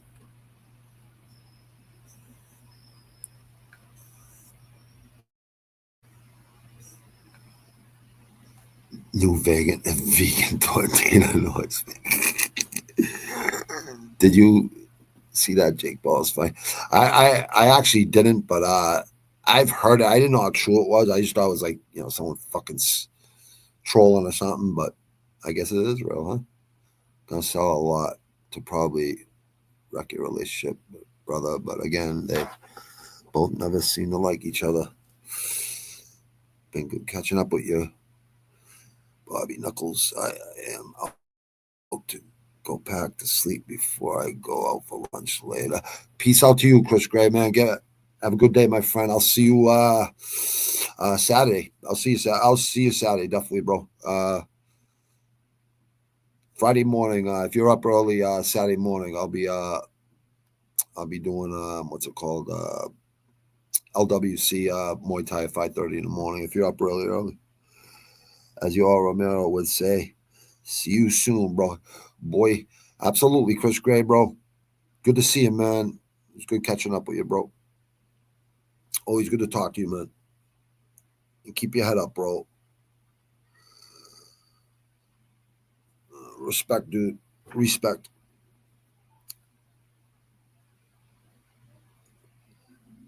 See you soon, bro. I lie you. Yoel Romero is a fucking animal, man. I love that guy, man. Fucking just a good attitude around on that guy. But there you have it, man. Like, I'll go over these next week on post fights. No, I might even go on Saturday after the fights are over, like right after. I don't know. It all depends. It's usually Tuesday, Thursday, and Saturdays. But that's what I know. I could at least show up and do these for right now. And then down the road a little bit, I'll be doing like 5 days a week and stuff, because definitely transitioning into another thing. But I'll always talk fights. I'll always at least do once a week and talk fights and then go over my fights again. Like, so it'll be at least 2 times a week. I'll talk fights, because it's something I'll never stop watching. Definitely, Chris. Definitely, dude. Definitely good to see you, brother. Absolutely, bro. Make that food, man. I know you want to eat, brother. I'm going to actually go get something to eat myself, too, right now. Get some protein in me. And I got to train late today at like 2 this afternoon. I'll go training. So go hit the heavy bag for fucking, I don't know, 8 rounds or something. And a little bit of running. Nice, easy workout. You know, nothing crazy, but definitely I will be pouring sweat. No doubt about it. Definitely, Chris Gray. No problem, brother. Enjoy your day, my man. Western Mass Climber, give me get at me on IG in the things Discord. I'll get at you. All right. If you don't get me, I'll get at you, and then we'll talk. We'll talk on the phone. You know what I mean? Because I got to know exactly like how much space you got there, bro. Because I'm gonna be buying about fucking 7-8 tents, like, you know, with all the setup and everything. So all you gotta do is maintain it, dude. That's it. All you gotta do is just maintain it. It does itself. You don't have to do really a lot at all. You know what I mean? I'm gonna come over there and show you how to fucking do it, man. Like, I'll spend a whole fucking morning or afternoon with you and show you how to fucking do it. And like I said, just stick with me for a year or two. We'll come up with that decision when we talk, and then you can go out on your own and do it on your own. But I think you should stick with us, dude. I got a good team of good people, and people with long reach that with the law and shit. You know what I mean? This ain't illegal what we're doing. We're doing all edibles for fucking restaurants, fucking chefs, supermarket chains, like all that shit. Like, I'm building this big, dude. Like, so you might want to be part of this, dude. If you don't want to ever work for somebody again and just work for a team of you know, fucking hustlers and go-getters and people that actually know what the fuck they're doing and making money, I think you might want to stick with us. But you want to go out on your own, that's fine too. We'll always be connected in one way or another. You know what I mean? Because just for, you know, doing the 1 to 2 year thing, either or, it doesn't matter. You know, like, I'm gonna like you regardless, bro. So, but I will talk to you sometime today. I will get at you. Chris Gray, I'll see you Saturday, man. Everyone else that watch, appreciate you. Just like and subscribe, please, man. Like, because I'm almost there. I need to get fucking monetized, because I don't mind fucking. I've been doing this for free for a long time, so I know I've made people money. I know for a fact I have. Last week, I mean, was I fucking 8 and fucking 2? I know I made people money. I know for a fact I made people money. So if they listen, I know people do listen. They just never say thank you. I didn't give a fuck if you give me money. That's fine. You don't have to give me money. Just say thank you. You know, I mean, you sell these fucking was nice enough to say thank you. I listened to you, Bobby, and you were right. I know I'm right about 94% of the time. I'm right, especially in boxing. MMA is about 70%. You know what I mean? Just let's be totally honest. You know what I mean? It's about 70%. So it might even be a little over, like 72 or something like that, 71. That's only going to keep going up. So I actually do my fucking research. You know what I mean? And I watch them every week. You know what I mean? I never miss. I might miss once in a while, like very rarely. If I'm away or something, I can't get good Wi-Fi or whatever the fuck. It's the only time, but I always watch them the next day and shit. So, fucking following day or whatever, a week when I get home or whatever. I always get caught up. I love fights that much. I love fighting. I love watching elite fighters. You know what I mean? I've learned so much from elite fighters since I was a young kid. So it's just something I'm always going to be interested in. I don't hate Dana White as a person. I think what he's done for the UFC and for America during the shutdown was good. And that made me respect him a lot more than I used to respect him. And the fight business is a dirty business, people. Listen, I don't care who the fuck you are. You do a fight promotion. There are very few honest, 100% honest people. It's just the fight game. It's just the way it is. It's a fucking crazy business. And anyone that says it ain't, they're lying. You know what I mean? But it's a dirty business. And it's not because of the promoters either. It's because all the outside factors in politics and all kinds of other shit. So I don't need to draw a picture for anybody. You know what I mean? Just figure it out yourself. But anyone that's watched fucking fighting all their life, so watch for a long time, even casuals, yeah, I'm sure you can see it, right? There's fucking some fights are just, you know, they already fucking know who's going to win the day before it even happens. Always good to see you too, brother. Always. All right, we're gonna. I'll leave with fucking because doing this third album got me fucking loving music again. Like I always love music, but just the what's it called? The creative process is it's pretty cool, man. It really is. It's like it's definitely it's a good time. It's a good time making albums, especially with the talented fucking talented musicians, talented artists, talented people that could play guitar, bass, drums, fucking sing, fucking rap. It's fucking cool. It really is. I've never had a bad time making an album. I've always had fun making albums. So this third one is the only reason I'm making it because I know I can make it better. You know, I was happy with these two albums. I just wasn't. I was just going there and fucking writing those songs that day, that night. I was never fucking writing during the week or fucking making songs during the week. I was always that day at the fucking or that night at the studio. It was never just trying to get better than average. I was just trying to do better than average. I know I did better than average, but this one I want to be an album that people talk about for a long time. And I got a mask coming, so no one's gonna know who it is unless you know me. You know what I mean? It's the only way you're gonna know.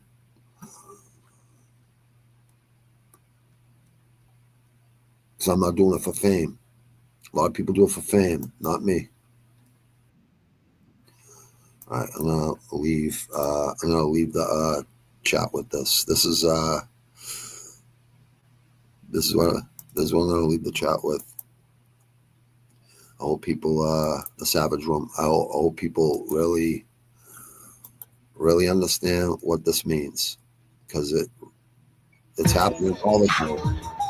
Think again. I've heard things that'll blow your mind, and now I think it's time you get the whole story. No. Better take heed, cause the feds are listening. Sitting outside of your door is glistening. Surveillance video that's happening.